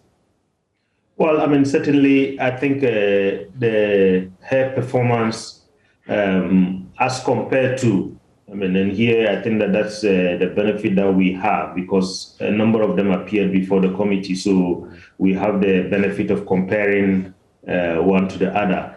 Certainly, her performance as compared to the others was not quite creditable, and again, this is not me saying that. This is what the verdict that the citizens of Ghana have given. Even though I hear some, who came to her defense, saying, it's not all about English language. Doc, pardon the interjection. You say the verdict of ordinary Ghanaians. Respectfully, sir, what would be your verdict, having watched Hawakumsin on the floor? If we were to restrict it to her performance in front of the Appointments Committee, what would be your verdict? Did she pass? Would you pass? Well, as compared to the others, I would say, as I said, she didn't discharge herself creditably as compared to the others who showed up before the committee. So, whether she did pass or not, I think that one is left to the Appointments Committee and to the entire House to decide. Yes. Okay. But I'm saying that, Ghanaians who sent her to Parliament, passed a verdict. And I was saying also that people have made the argument that, it shouldn't all be about, how much good English that you speak or articulate yourself in the language of the Queen. But, this is a language that has been bequeathed to us, and this is a language in which we do our business, as a country. So anybody who is going to be given a mandate must be someone who understands this language, and must be someone who can understand maybe the issues in the sector, which are, if you like, most of the time articulated in the English language. And then also, all the documents that come before the House, I think from the ministry and so on, are all documents that have been constructed in the English language. And this minister designate would have the mandate to oversee this. So that is why many people thought that, yes, English is not our mother tongue, but, that is a language in which we do business. So we must be competent enough in that language in order to be given the mandate to lead. Speaking on the bit about language, I also know that there are processes to follow, even in Parliament, to trigger certain other local languages of application here. Could some of those measures not have been followed at the Appointments Committee? What are the processes involved? And especially when we feel there are some people who cannot express themselves properly in the Queen's language, shouldn't there be such opportunities for them so that maybe we could avoid what we witnessed with Mavis Hawa-Kumsin? Yes, I think that's what the standing orders say. I mean, if you cannot express yourself, you have to express yourself in the language that you are competent in, so that the Hansard, that's the official record of Parliament, can capture verbatim, because the Hansard is the official record, and everything that is said in Parliament, either at the what do you call it, on the floor of the House during plenary or at committee sittings, which are also parliamentary sittings, would be captured. But over the years, I think we've not been able to put the infrastructure in place to be able to capture this quite well. Because, for instance, if somebody got up and started speaking, maybe not Fanti, not Tree, but maybe some kind of very minority language that most people have not heard of, I mean, in our country. I mean, I don't know how the people in the Hansard department are going to capture that. So over the years, we've had instances where this has not been possible. It's been quite difficult. I mean, if we were in a country where perhaps we had a lingua franca apart from English, like you go to the Eastern African countries where apart from English, they have Swahili, and everybody, for instance, in Kenya, in Tanzania, in other places speak Swahili. So when people cannot express themselves in English and they speak Swahili, it can be captured. But you come to our situation, like if I get up on the floor of the House and I start speaking Hausa, I don't know whether the people in the Hansard, I mean, will be competent enough to capture what. So I know, Doc, that there are a number of languages, the local ones, foremost among the many hundreds that we have, which are proffered. And maybe, hopefully, just to wrap up on this aspect of the conversation, would your proposal be to the powers that be to ensure that moving forward we put in place the right mechanisms so that people can express themselves in their languages of choice, local languages of choice, apart from English, if need be? Is that something you're going to push for? Yes, indeed. But you see, that is going to be, and I'm sure that's why, I mean, Parliament has had difficulties over the years. Because, I mean, if you, which languages? Because you see, if you start saying, for instance, let's do Tree, let's do Ga, let's do this, then other people who don't belong to that are in Parliament are going to say you are discriminating against them, because I'm going to be forced, if I cannot speak English, to speak some language that I don't belong to. But I think, and I think this goes back to the challenge that most of our countries have had, I mean, post-independence, in terms of choosing a lingua franca. I mean, the discussion has been which language amongst, like you said, more than 100 or so that we may have in our country. And in some countries they have, in Nigeria, for instance, they said they have more than 300 different languages and so. Right. I am thinking that maybe looking at our major ethnic groups and the languages they speak, maybe that could be simplified from that angle. But I'll leave that to the parliamentary, body to discuss that, especially as we're seeing what we're seeing. But looking at the sort of reasons cited by, the opposing members of Parliament on the Appointments Committee, you take, for example, Godfred Dame, and I'm taking from both sides of the 8, those 3 rejected outright and those who are to take a step further and justify their inclusion, so to speak. Godfred Dame being, brought up because of his involvement with the Ejapa deal and his maybe failure to give certain details. Slowusu Ekufo with regard to the shutting down of certain stations. I mean, Dr. Akoto Efriye, when it comes to his being arrogant, the information minister, and one interesting thing cited there, the fact that it was based on what he said after Dr. Dominic Ayine in court made that statement about a predetermined agenda of the Supreme Court. That culminated in his contempt case before that court. When you look at this, stream of reasons given, do they suffice, or are we just being vindictive, playing party politics, even on the appointments committee level? Well, I mean, in dealing with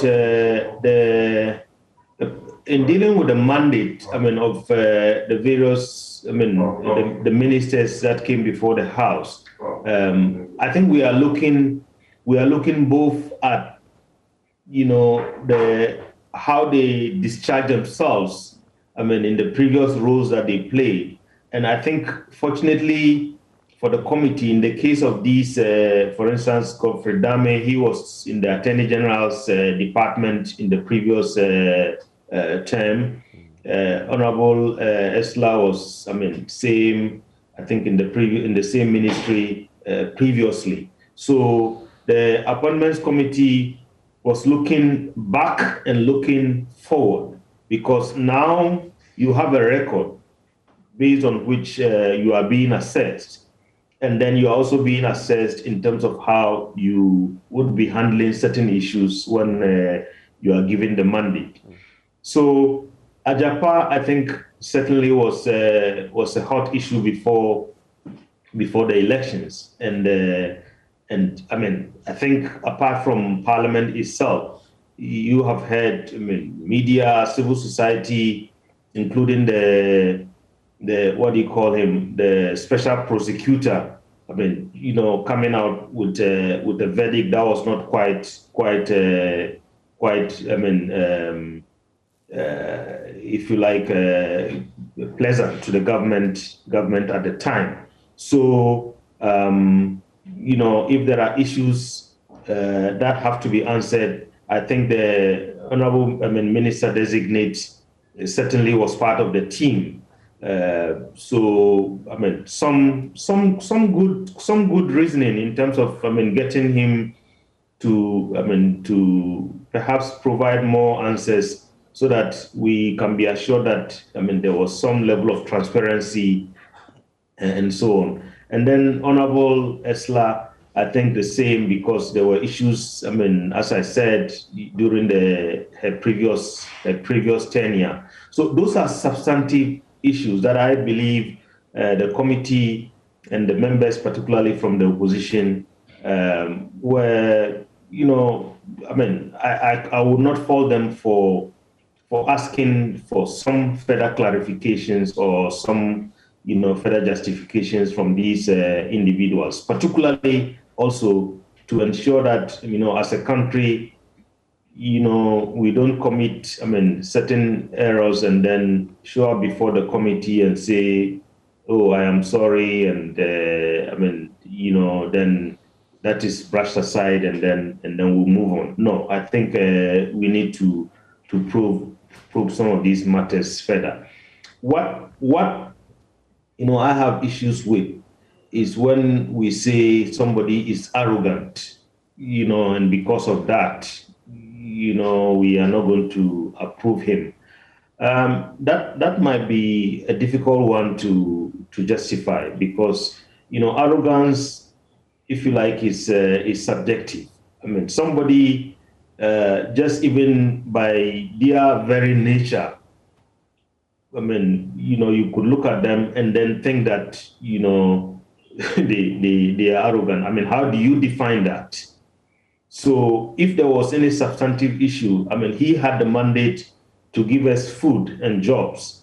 I would have thought that maybe if he had failed at that mandate that was given to him in the previous, or maybe he failed at properly explaining or, I mean, showing how he was going to run the ministry in the next 4 years, then perhaps maybe that might be where the members would have some issues with him. But if they say arrogant, I would beg to differ in this case, that I think they should come again. That is not good enough.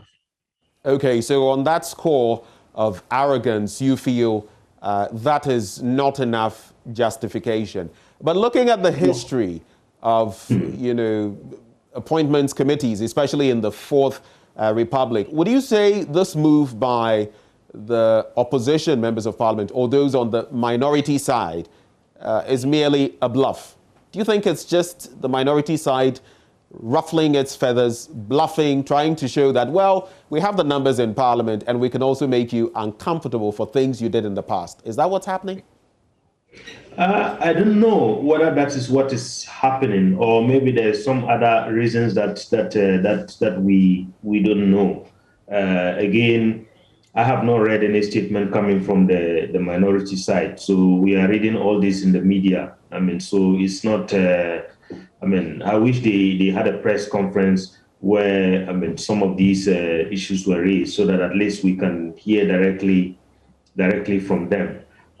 This certainly is to be expected in this parliament, that because both sides have the numbers, we are going to see more and more of this being played out, particularly more so from the minority side. And sometimes I think they will be on the side of, if you like, being right. But because this is all kind of new territory that we are chartering at this time, because over the years in the Fourth Republic, I think we've had, instances where you can make all the noise in the committee, whether it is under NDC or MPP rule. At the end of the day, the numbers will speak. But this time around, the numbers is going to be very difficult for the numbers to speak. And if the numbers are going to speak, they are going to speak in a way that maybe might not be comfortable for one side or the other. Right. But we might be seeing the kind of split that we are seeing now. We might be seeing that in the future. And minorities certainly will change. So I think I would just urge some caution on both sides that, look, don't try to set some precedents that tomorrow when you find yourself on the other side, you might start complaining. And then I think for the majority side, it's also important that they don't conduct themselves in a way that they are, if you like, giving credence to the perception that already exists even before we go into any parliamentary deliberation, that the NDC side is going to make life difficult for the MPP side and for the government of the day. Right. Doc, right before we go, we're wrapping up on the conversation, but there are two quick things I want to run by you in the next 2 to 3 minutes. The first has to do with this. The National Executive Committee of the NDC and the action they've taken, what statement they've put out there, bordering on some of these appointments. Right or wrong move? Honestly, I think that is a wrong move. I think they should leave the MPs to do their work, because you see, over the years in most of our countries, we have heard that when MPs make decisions, most of the time, it is more because there's something we call the Legislators Dilemma. When an MP raises his or her hand to vote, in this case, when they go to vote on these issues, are they voting for country? Are they voting for self? Their interests? Are they voting for on the behalf of their constituents, or are they voting on behalf of some lobby group, or are they voting for the interests of party? At the end of the day, the interests of the citizens and country I think should be paramount. And over the years, in most countries, we've heard that the parties are so strong to the extent that they dictate the way members of parliament should conduct themselves, and I think that is wrong. Members of parliament are supposed to be trustees with some independence. That when they go there, we can trust that they are competent enough and they look at the issues and they try to strike a balance. Okay. They come from political parties, they are from the stock of those parties, but at the end of the day, I think, especially what we are seeing in our country, more and more citizens want members of parliament, to side with them, right, and not some parochial party interest. So okay. I think on that score, I would have, thought that yes, maybe even if the party, even if that's their position, there are other ways of doing it. Behind the scenes and making sure that whatever their interest is. Okay. And my very final bit to you, Doc, as we wrap up. You've seen these nominees come before the appointments committee. Who would be your best and worst performer or performers? Very briefly, who's shown the most for you, or which people did the best to you, and who have been the worst performers? I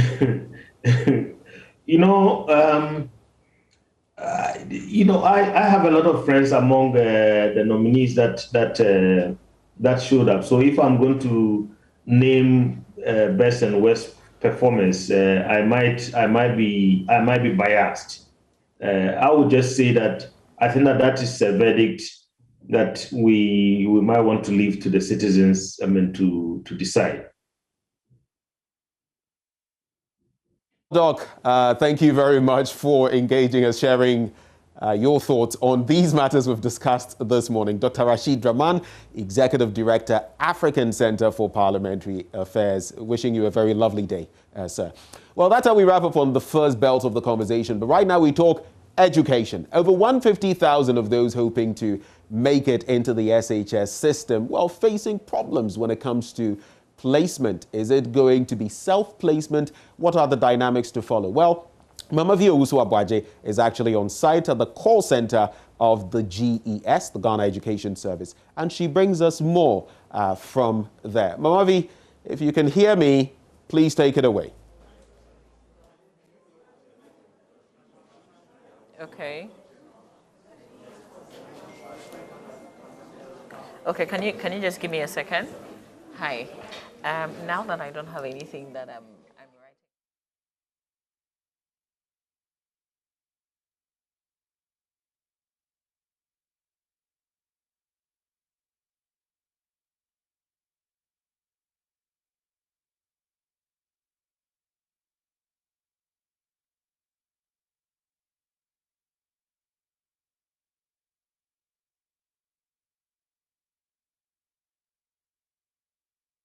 Mouth, what the reality is and how the Ghana Education Service is actually working to remedy the situation. Many dynamics to take stock of, and especially looking at this CSSPS system, it means that if you put in an application and if you don't get the choice you opted for, then self-placement and all of that comes in. But with 150,000 to consider, how easy or tricky would that be?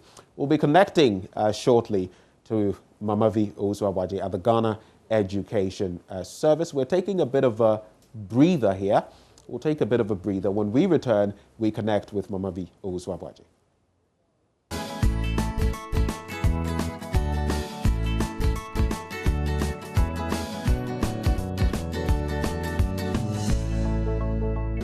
Well, it is Ghana Month, this month of March, and we'll be bringing you more of those when it comes to Ghana and what we celebrate. But let's connect now to Mamavi Owusu-Abuaje, who's at the call center of the Ghana Education Service. Mamavi, I hope you can hear me now. Please take it away. Akachi Technical. You want him to be transferred? Akachi Technical. Okay. All right. Sure. And your name is Auntie Victoria. Okay, all right. Thank you very much. I will forward your concerns. Okay. You're welcome. Bye. God bless you too. Bye.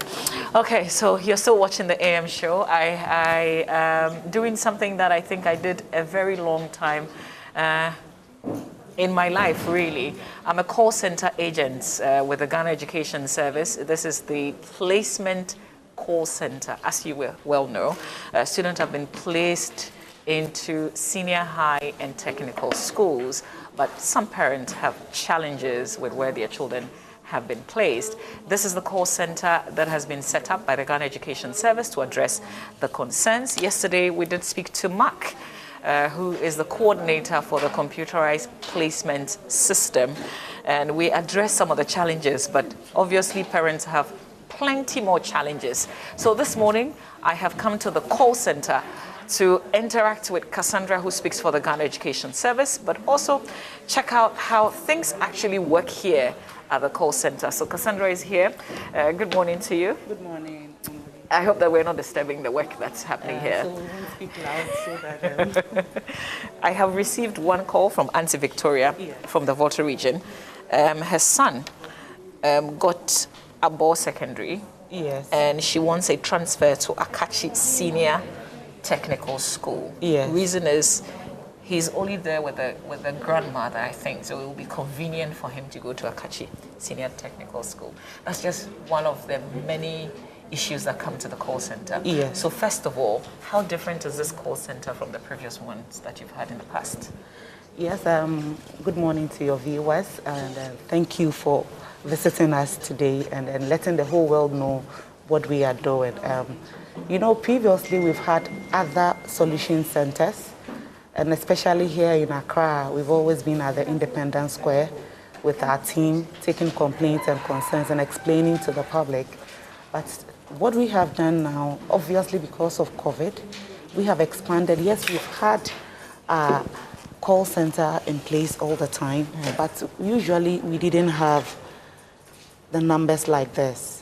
We have actually expanded. I mean, we went to the other rooms where you saw the team, the technical team also working so hard to resolve the issues that we are picking up here.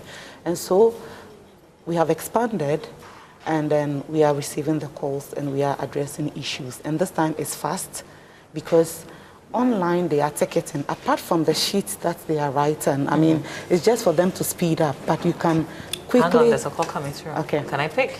Yes, you can. Oh, you missed. Hello, good morning. Maybe another agent there. Okay.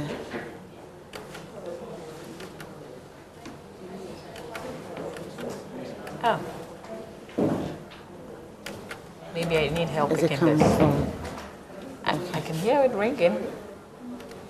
So if you should be able to pick it down here. Okay. It's not picking. Oh, maybe I need some help picking this one. Okay, all right, yeah. Is it? Was there a Okay. gentleman helping Yes, you before? Amos. Okay, so Yeah. Amos will help me pick this call. Yes. And this is the same number. Give us the number again, Cassandra, if you may. The number to the call center. So the number to the Can I call pick this? center is 0302 987 654. 0302 987 654. And then we also have 0900 800 and 700. Okay. Yeah. So apparently there's a particular way in picking the call, not the way I wanted to do it. Okay. So how long do I have to wait? Because it's still ringing. Sometimes the network. Okay. So you just have to take your time. When you click on it, see what you just have to take your time. But I'm very sure this will go through. You know, when you call, it's spread on all the laptops. So any of them can pick the Yes, same any call? of them can pick the same call. I'm sure it's pending because probably they are all busy on there. So definitely somebody will pick. Okay. Yeah, definitely somebody will pick. Okay. So that's how it works. And you realize that they're all using a laptop and not an actual phone because this is a web-based something, yeah.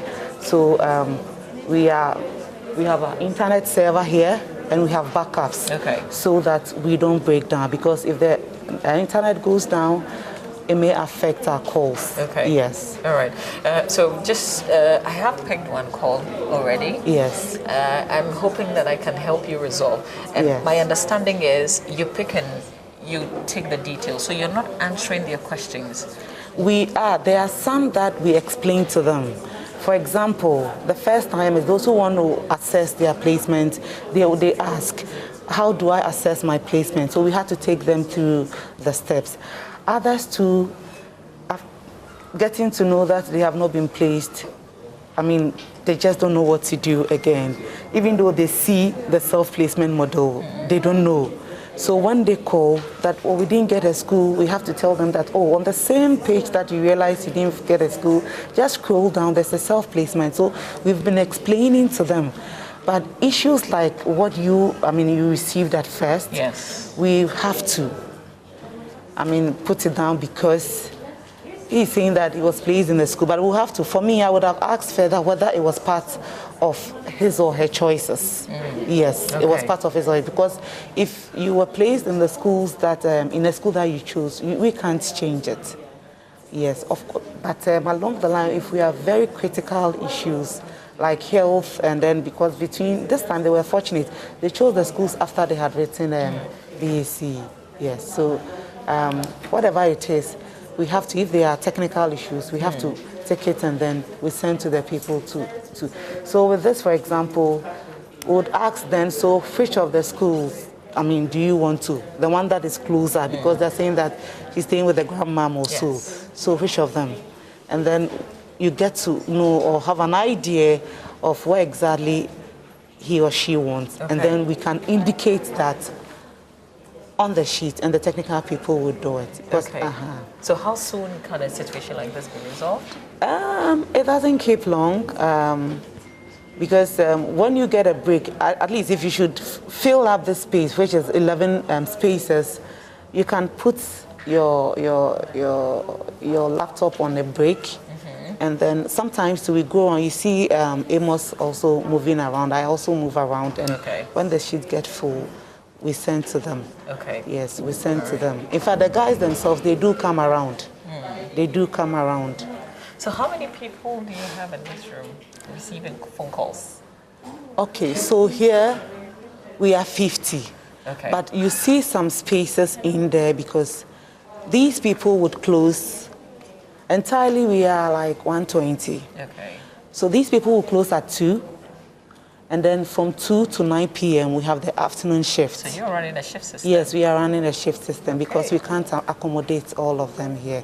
So some spaces are in, and then the other room that we went, you see the numbers were not many. In the afternoon, you find them coming. Yeah. So this call center has been active since Sunday? Yeah, it's been active since Sunday. What are the issues, the common issues coming up? The common issues are, I didn't get my first choice, I want my first choice. I want to do a self-placement, and yesterday they were telling us that there weren't many schools on the self-placement model, which we had to draw the attention of the technical people to upload more schools, if indeed it was true. Some basically want a change, which can't be done. You know, the public, they want, the fact that they didn't get their first choice, they don't want to go to. Meanwhile, you chose 5 schools. Yes. So these are the issues coming up. And of course, voucher codes, because we have an approved vendors on the website. But we have retailers to buy in, and they have a way of, putting together some short code, and GS has not officially put a short code out there. Okay. So they call us that, oh, I went through the short code process, they've deducted my money, mobile money, I've still not received my code. That is not an official issue for us, because it may be that a retailer had gone for the voucher and then they have found, but for us, our approved vendors are all on the website with their phone numbers. I have a question to ask, though, because I learnt about a girl who cried for hours because she didn't get her first choice school. But this is somebody who got very good grades. Yeah. She wanted to go to Wesley Girls to do science, and she didn't get. She ended up getting her second choice, National. They gave her the science, but she was very unhappy. Why would somebody like that not get her first choice school? Mama, Wesley Girls, and like any other grade A school or category A school, very competitive. And so for the same school, sometimes it's the course, right? You may have somebody with a very good grade, for example, maybe 6 or 7, not getting Wesley Girls, and somebody also with a grade 10 getting the same school. If you take their placement form, you realize that there are differences. For if you choose science general art in these category A schools are highly competitive. You understand? I know of somebody who has gotten Infansaman Girls 22 with business. But I wouldn't be surprised if somebody comes up and says that my daughter had 11, but did not get Infansaman Girls. So sometimes it is the course that determines, whether you'll be able to. And of course, we are also mindful of the school capacity. Because for science, how many of them have bigger science laboratories to get? So even though it's competitive, they also don't have enough space to accommodate all the very good ones. So even if we have all of them getting 9 ones, the same raw score, whatever, still the system will cut some people off because of vacancy. Okay. They can't accommodate all the numbers that have chosen Wesley Girls. Yeah. Okay.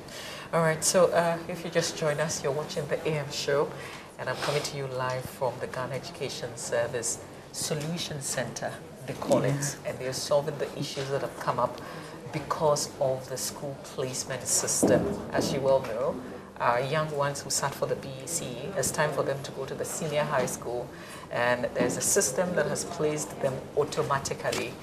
Some of them will not get because some of them have been disqualified. I think over 40,000 of the school children have been disqualified. Yeah. The disqualified candidates are those who had 9 in either maths or English. Okay. It means that they have to rewrite those subjects. They have to rewrite those, not those subjects. They can go back. In fact, there's opportunity for them to go back and join their GHS3 students now in the school. And then already such people, government pays their tuition and then the registration fee.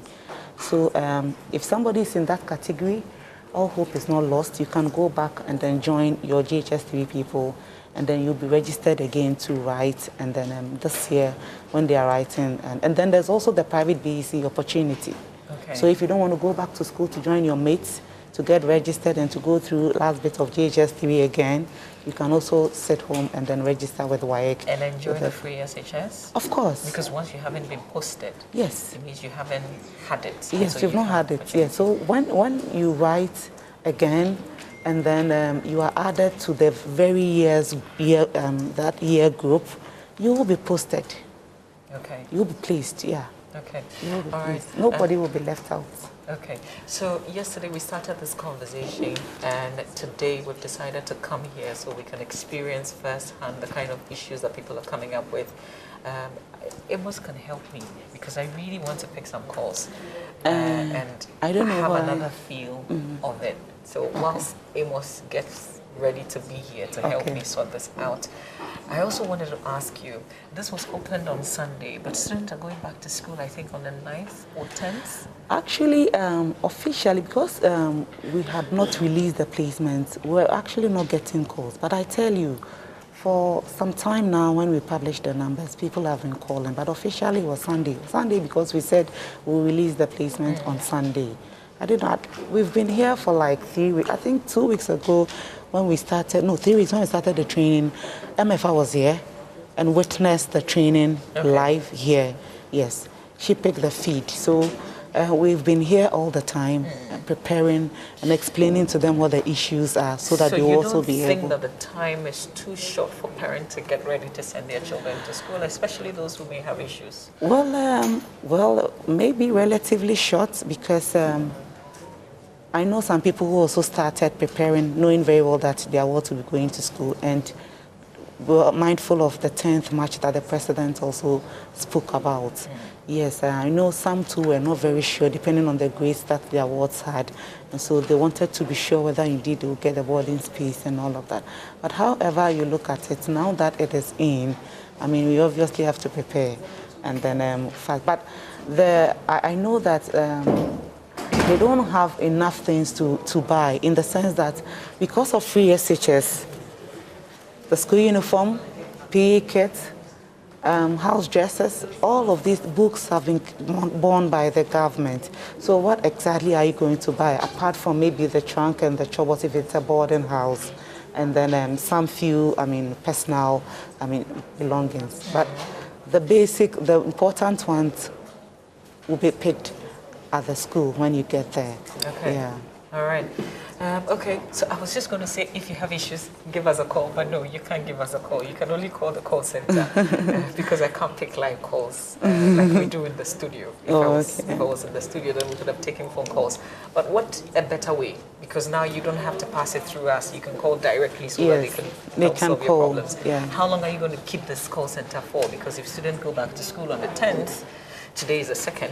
Yes. Oh, as long as, 2 years ago, even when we had few numbers, we picked the calls for like 2 months, 4 weeks.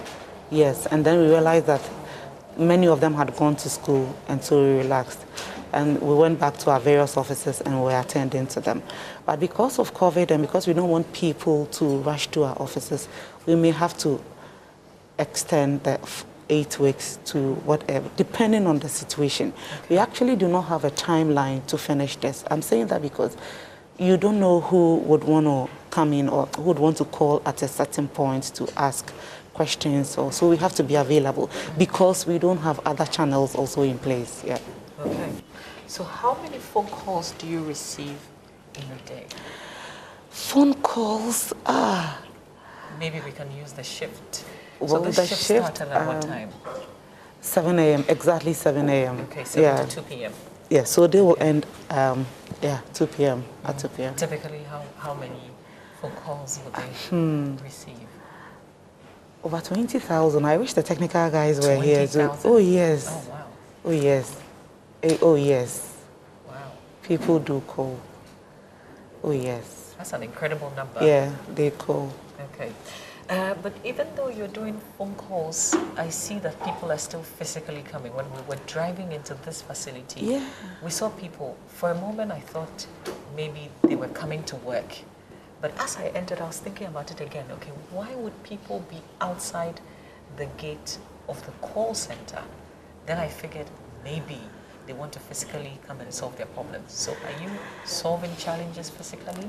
Actually, we have not even, announced our location because of this particular problem. And I must say that it is only joy that we have given that exclusive access. MFA came here when we were training, and then you are here. We've had no media person here. We've had nobody here because we wanted them to have their peace of mind to be able to resolve the issues via phone. But how they figured out, we don't know. Of course, we are in Ghana. We are in Ghana. So, when they come, we don't want to encourage that. But you realize that some of them too do stay, and then they want to be there for long. And so occasionally we would have to attend to them. But that is not what we are doing. Okay. Because when you do, you get more people coming. Then this place then turn into another independence square, mini independence square, which we want to avoid in these times of COVID. Absolutely. Yeah. Okay. All right. Listen, I've managed to pick one phone call. Not more than one, but can you help me take this to the technical team? Yes. So I can get an understanding of how they will resolve an anti-victorious issue. Of course. So here's what we're going to do. Ben, I'm going to hand over to you. Give me about 2 minutes. It won't take me 2 minutes to get to the technical team. Yeah. But just so we can settle. And then come back to me. Let's try and see how this issue will be resolved. Here's the issue. I got a phone call from one Auntie Victoria in the Volta region. She explains that her son, and because I didn't have the training, so I couldn't ask the very important questions. She just simply said that her son had been put taken to Abo Secondary School. Yeah, and she wants a transfer to Akachi Senior Technical. Amos should be able to even help you because when they call, they have the placements. Okay. So they are able to check. I don't know what. Abigail, are you on phone? So, for example, I got the index number. Yes, you should have been able to type in the index number, and then you have a display of the. Amos, you should be able to So can you help me, because I took the index number of the person who called. Okay, the explanation is that, of course, I'm a stranger. I am not on their system.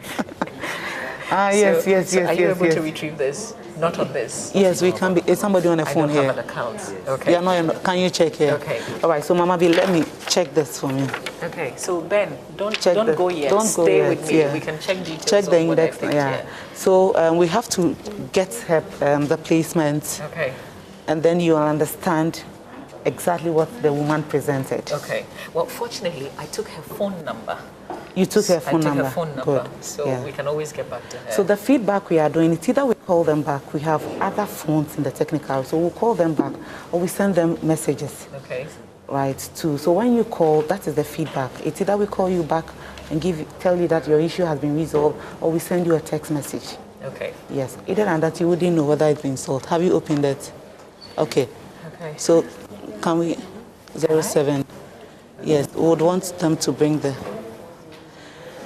So they all have their unique codes. Okay. How they will be able to. So in the afternoon session when they come, they also have a way of assessing the system. It's not open to. I think that's the reason why. Okay. You could. All right. Hi, Mark. Yes, hi. Yes. Yesterday you didn't have enough time for me, so we are here. Yes, I did. I spoke to you. Yes, you did. Absolutely. In the morning. Yes. You yes, can't I check. am. And we're live on Joy News, by the way. No, are you sure? So you can say hello to my viewers. Have you did you add a 20?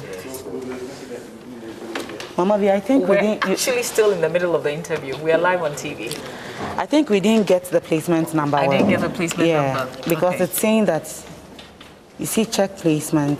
Mm-hmm. It's searching for the student. I think they had what's wrong. You So see, there's something no wrong student, with. yes. So Okay. students with index number could not be.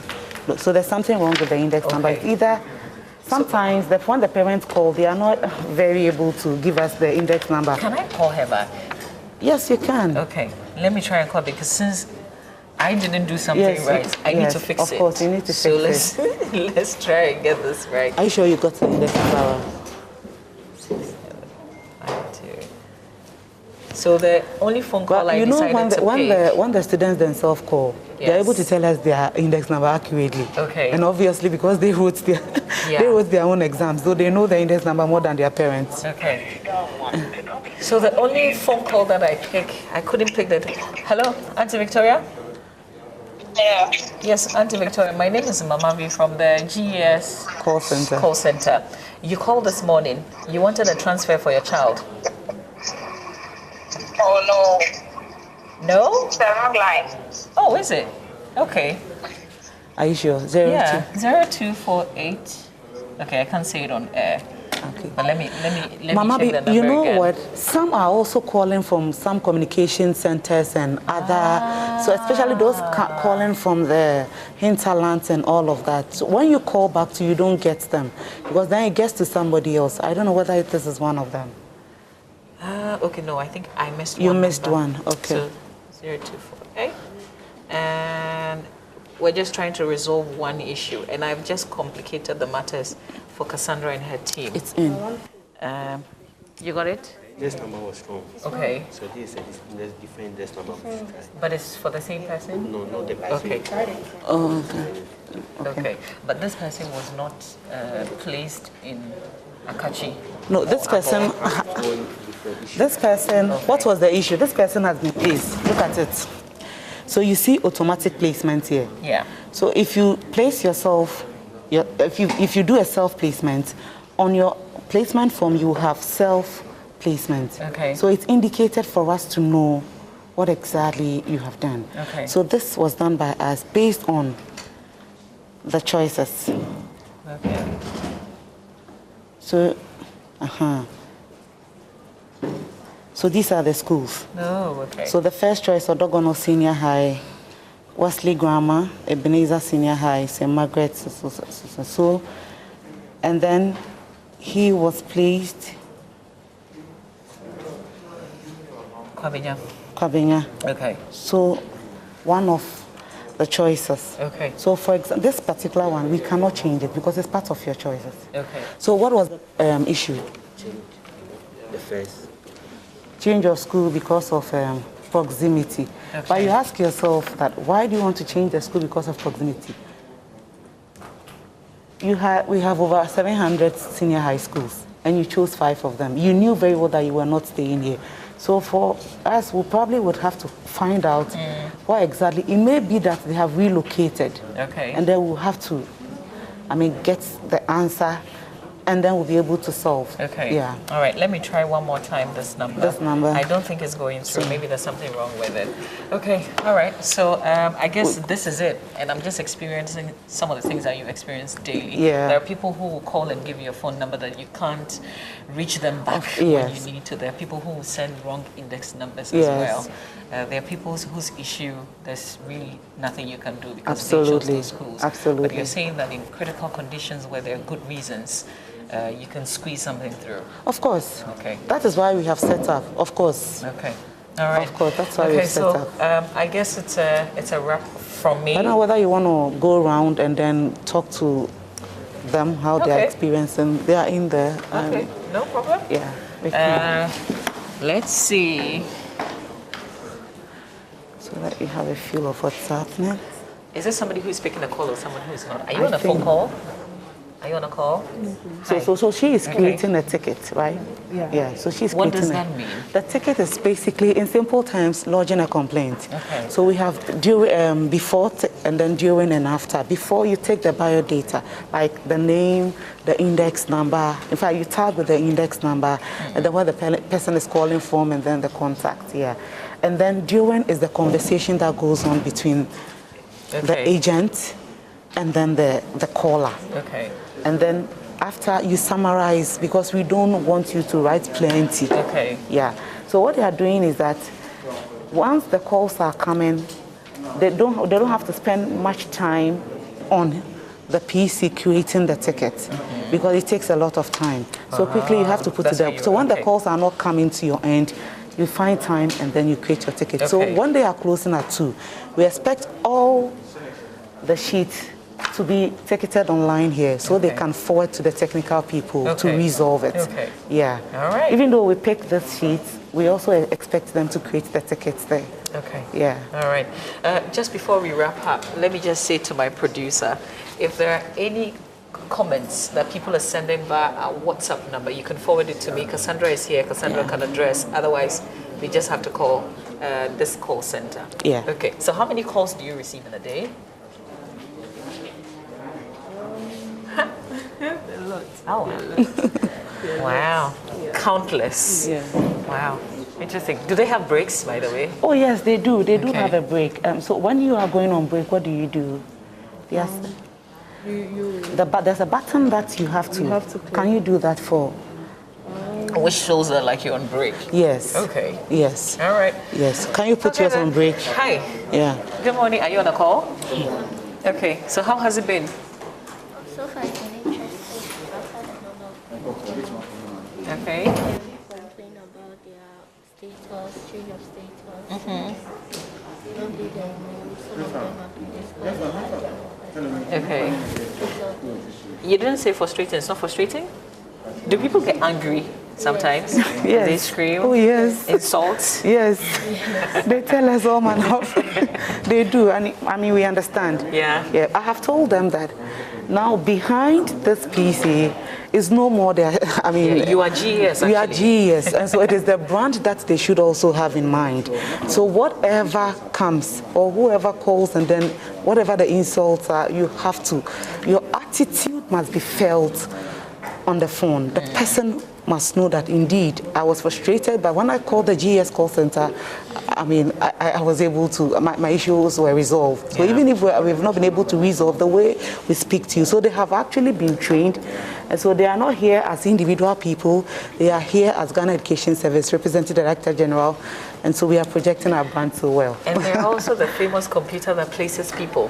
So. Oh, the famous. Yes, these people are not placing. They have only they read only access to the system. But I tell you what, the people out there don't care. They know they're calling the computer. Yeah.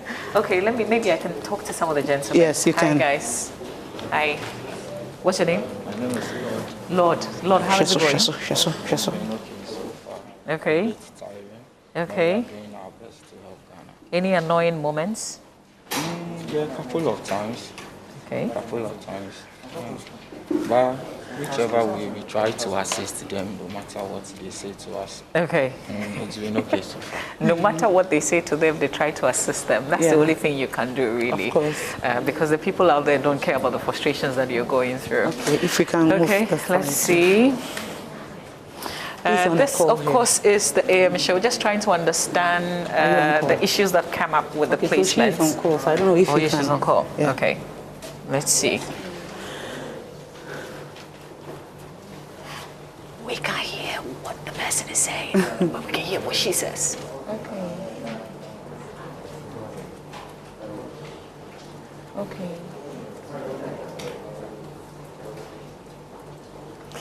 It's a lot of okays. Okay.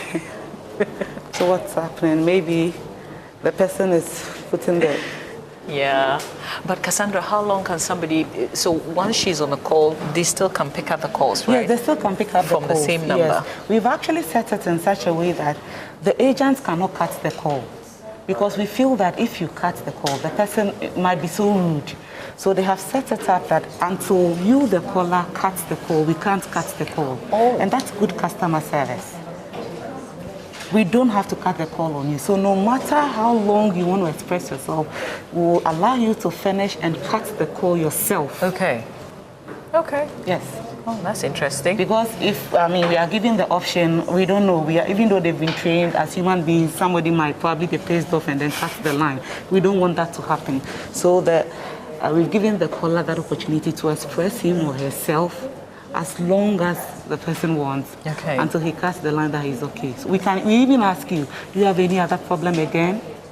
And then, oh, I'm okay, or this is what I want, and then when they cut, then the line cuts. We can't cut.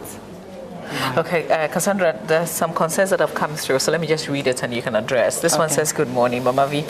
Please, if the GES can clear this for me, a candidate who had one of the score subjects 9 and 9 in one of the electives, can the person get placement or place herself? One of the core subjects? Had one of the core subjects 9, yes, and then 9 in one of the electives. So which of the core subjects? Because it's 9 in either maths or English.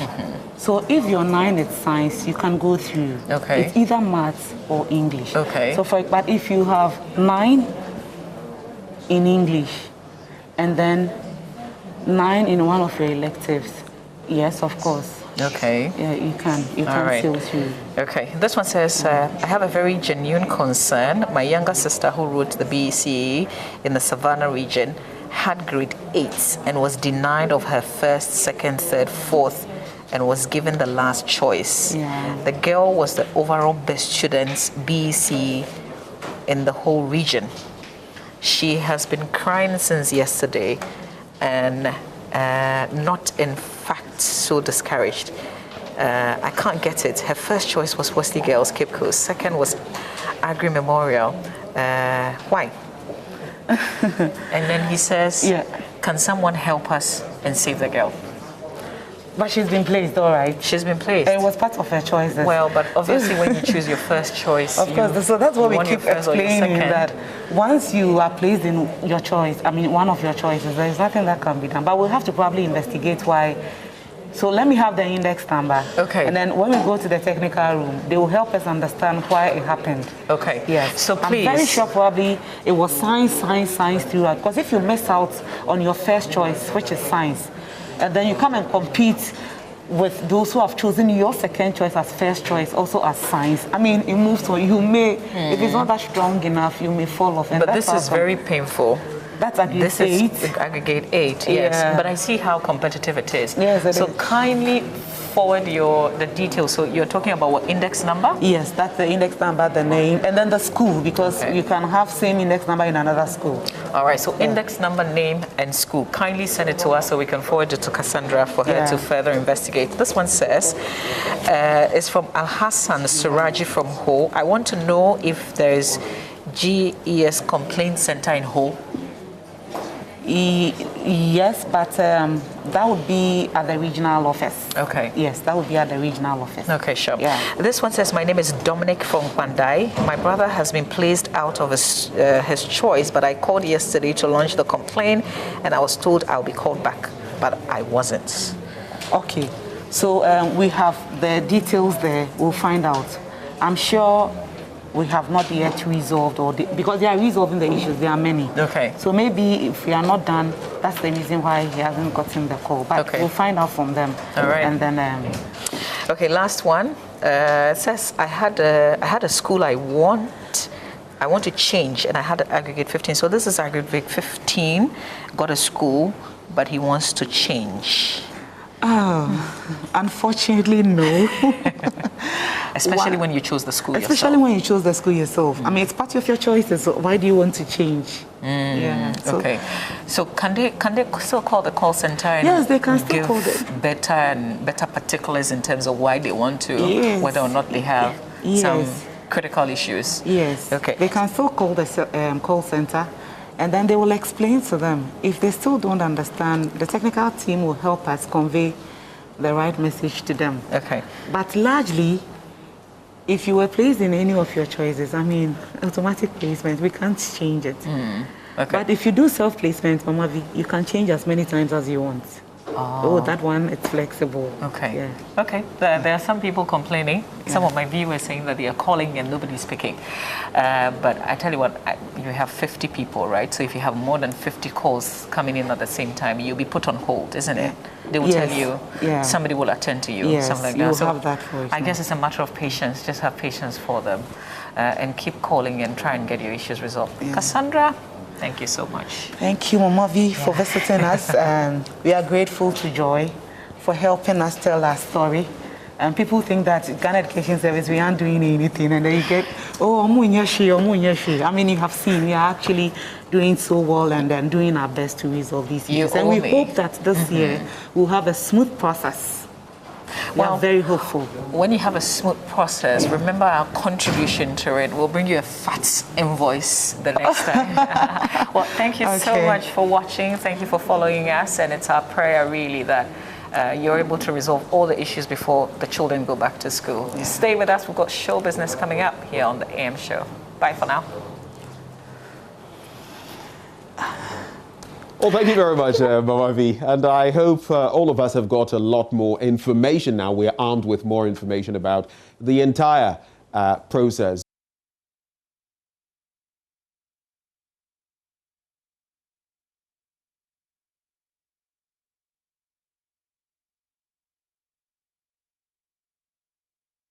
Thank you.